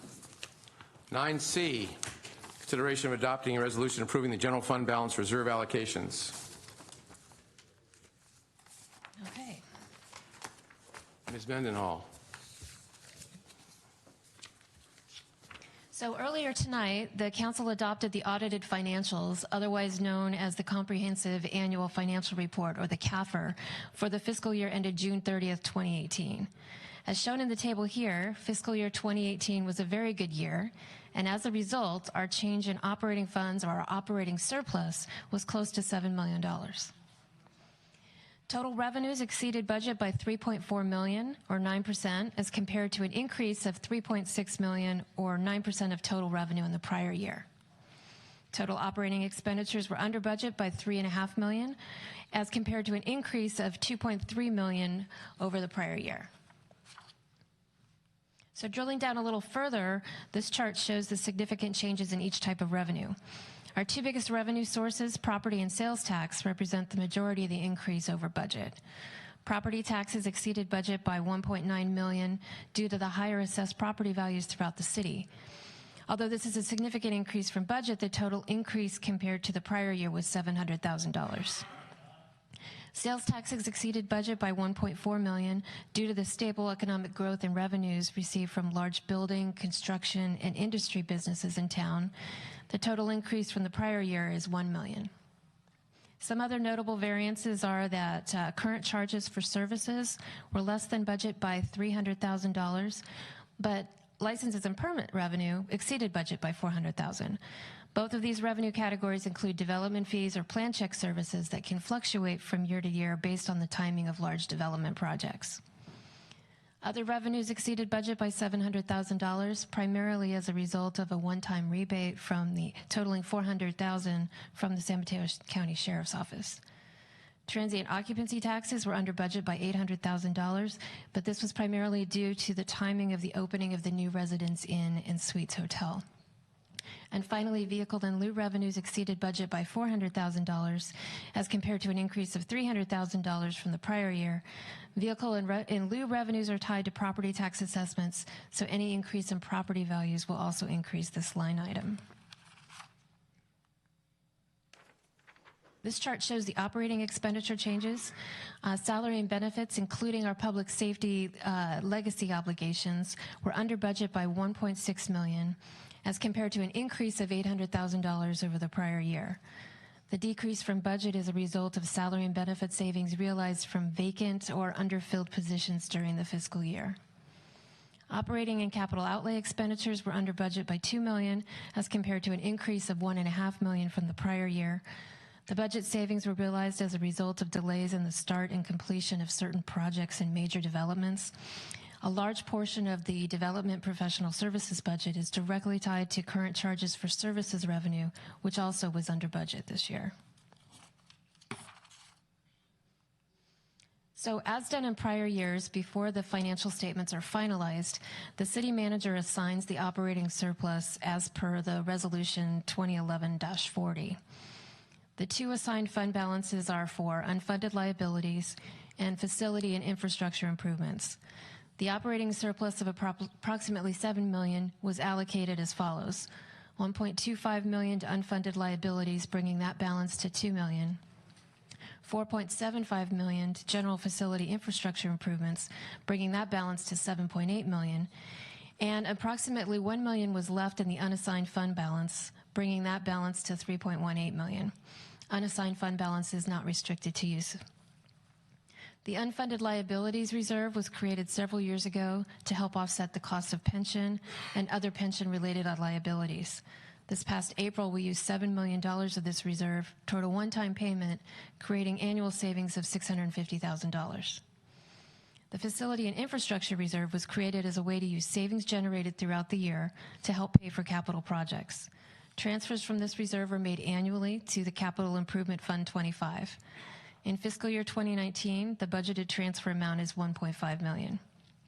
This facility reserve is not specific to any particular project, but council could further assign this reserve towards specific projects such as streets, Fire Station 16 renovation, and or storm maintenance, or any other project that's on their capital improvements list. Committed fund balances are those reserve balances set by council action. They can only be set or used by council resolution. Currently, our committed balances are the Economic Uncertainty Reserve. The council has set this balance to be the equivalent of at least 12.5% of the city's general fund expenditures, with a funding goal of closer to 20%. We have the Strategic Property Acquisition Reserve. This was created in 2010 to fund strategic property acquisitions.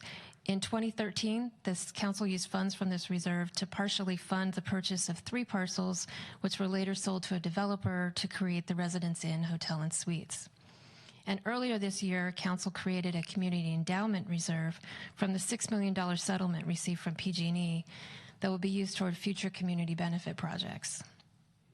So although the fiscal year 2017 audit is complete, the City Council can direct staff to reallocate the general fund reserve balances at any time.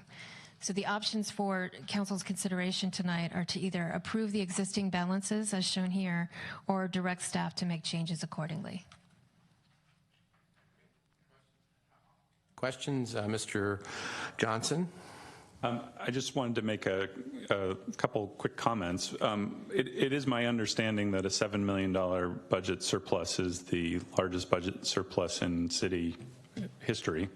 Is that correct? So I think what I wanted to say is that obviously we've had a great economy, but the city is in outstanding financial shape, and it is really a testament to you, Rebecca, Jeff, and to the entire staff for just outstanding financial management, looking for new revenue opportunities where you could find them, being disciplined about funding. And I just personally couldn't be more pleased with the place that the city is in financially, and I think the whole city owes you a debt of gratitude for a job well done. I wanted to say one other thing, if I may. And I did want to address our members of public who are here in the audience tonight, a few VIPs. I want to say personally that on this slide in particular, one of the things that I am very proud of is that we have increased the economic uncertainty reserve. I think that when we find ourselves in a place where we have a budget surplus, where things are going really well, the disciplined thing to do is to set aside money for a rainy day. I hope that future councils will have the wisdom to continue that program and to try to continue put us in a place where we reduce risk, because we never know when the next recession is coming. Okay, thank you, Mr. Johnson. Mr. Collins? Thank you, Mr. Mayor. Well said, Cameron. I would just add, this is not all Jeff and Rebecca. It's been a team effort. We really have an incredible staff in the city. So along those lines, and I don't know how we incorporate this, but I would like to see us assign some of the surplus savings to an employee bonus, maybe 5%. And I don't know how, if we build it into this, if we have a separate discussion, if we agendize it later, I need some direction on that. But I really think that we really need to talk about that. I do remember 8, 9, 10 years ago, a lot of people gave up raises. They took benefit reductions. They took salary reductions. And if you amortize all their raises since then, I'm not sure that it's caught up. Maybe it has, but that's almost beside the point. It's been a team effort. I think that that's high time that we discuss that for our employees. Okay, Mr. Albert. Sorry, thank you, Bob. Just to follow up on that last comment that Ron made, I certainly would be supportive of bringing that back for discussion. I don't think we can act on it tonight. I actually don't want to act on it tonight, even if we can, because that's not something that I think we ought to slipstream into the public discourse. I think many members of the public might rightfully question how we suddenly just handed out a bunch of money to public staff without sort of fully notifying it, putting on the agenda that that's what we're going to talk about doing. But I'm happy to discuss it. I'm actually, I think the results here are great. They are in large measure a testament to decisions that were made by the city over the years on the outsourcing and on being willing to accept a higher level of development that I think many people in town currently would or are happy with. Staff clearly played a very big role in that, and I do agree very much that it pays to have chief financial people who are very penny conscious and very careful about how money is spent, including this with the city manager as well. But I'm actually, oddly enough, going to be voting against this tonight, and the reason I'm voting against it is not because I object to having $7 million in the bank, but I've never been terribly comfortable with the entire process by which we sort of earmark funds to various things. In my experience, stretching back several decades now, being on the school board as well, those kind of allocations actually tend to constrain the council. The council doesn't realize that it could spend money on stuff. I am also motivated by the fact that our city manager, who is, as I mentioned just a minute ago, is a great fiscal manager and deserves to be credited with that, has on multiple occasions told this council, you know, guys, we have enough money to deal with the risks that I think are out there. You need to tell me what you want to do with the money that we have. And that's part of the reason we have these large reserves is, and I'm part of this too, the process by which we're deciding on how to improve the quality of life in town.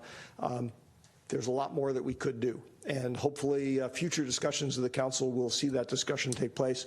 And I just want to make sure that the future council is aware of just how much money there is out there. So to me, I'd put it all in one category because that's really where it is, council-controlled reserves. But with that, again, I thank staff for doing a great job on bringing us to this point, and it's always nice to argue about having too much money. Okay. On the item of bringing it back to an agenda, I won't be here, but I agree with Mr. Olbert and Mr. Collins that I would like, and maybe Mr. Johnson would agree too, that the next council would look at possibly rewarding the hardworking people who have helped us get to this point in time. Is there anyone in the public wishing to speak on this item? All right, seeing none, I'll entertain a motion. Mr. Mayor, I move to adopt Resolution 2018-107. 109. A resolution of the City Council of the City of San Carlos approving the existing general fund reserve allocations. Is there a second? Second. All right, moved and seconded. Any discussion? Hearing none, roll call, please. Councilmember Collins? Yes. Councilmember Grocott? Oh, is absent. Councilmember Johnson? Yes. Councilmember Obert? No. And Mayor Grisilli? Yes. Okay. Item 10, council communications. Anyone have anything? All right. 10B, staff comments. Mr. Maltby.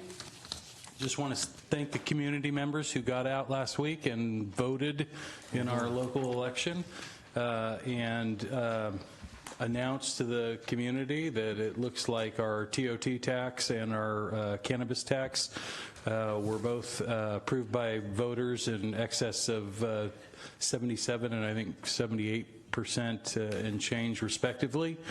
Both measures required just over 50% plus one, so they passed handily. So thank you to everybody in the community who got involved in the future of their community. Through the chair, may I ask a quick question? Sure. And Greg, stop Jeff from answering if I'm not allowed to ask this. But I'm just curious, has there been any word on the street or the staff has heard about anybody opening up or seeking to open up a cannabis business? You know, I haven't had a conversation with Al Savay on that particular topic in the last month or so, but up to a month ago, no, I had not heard.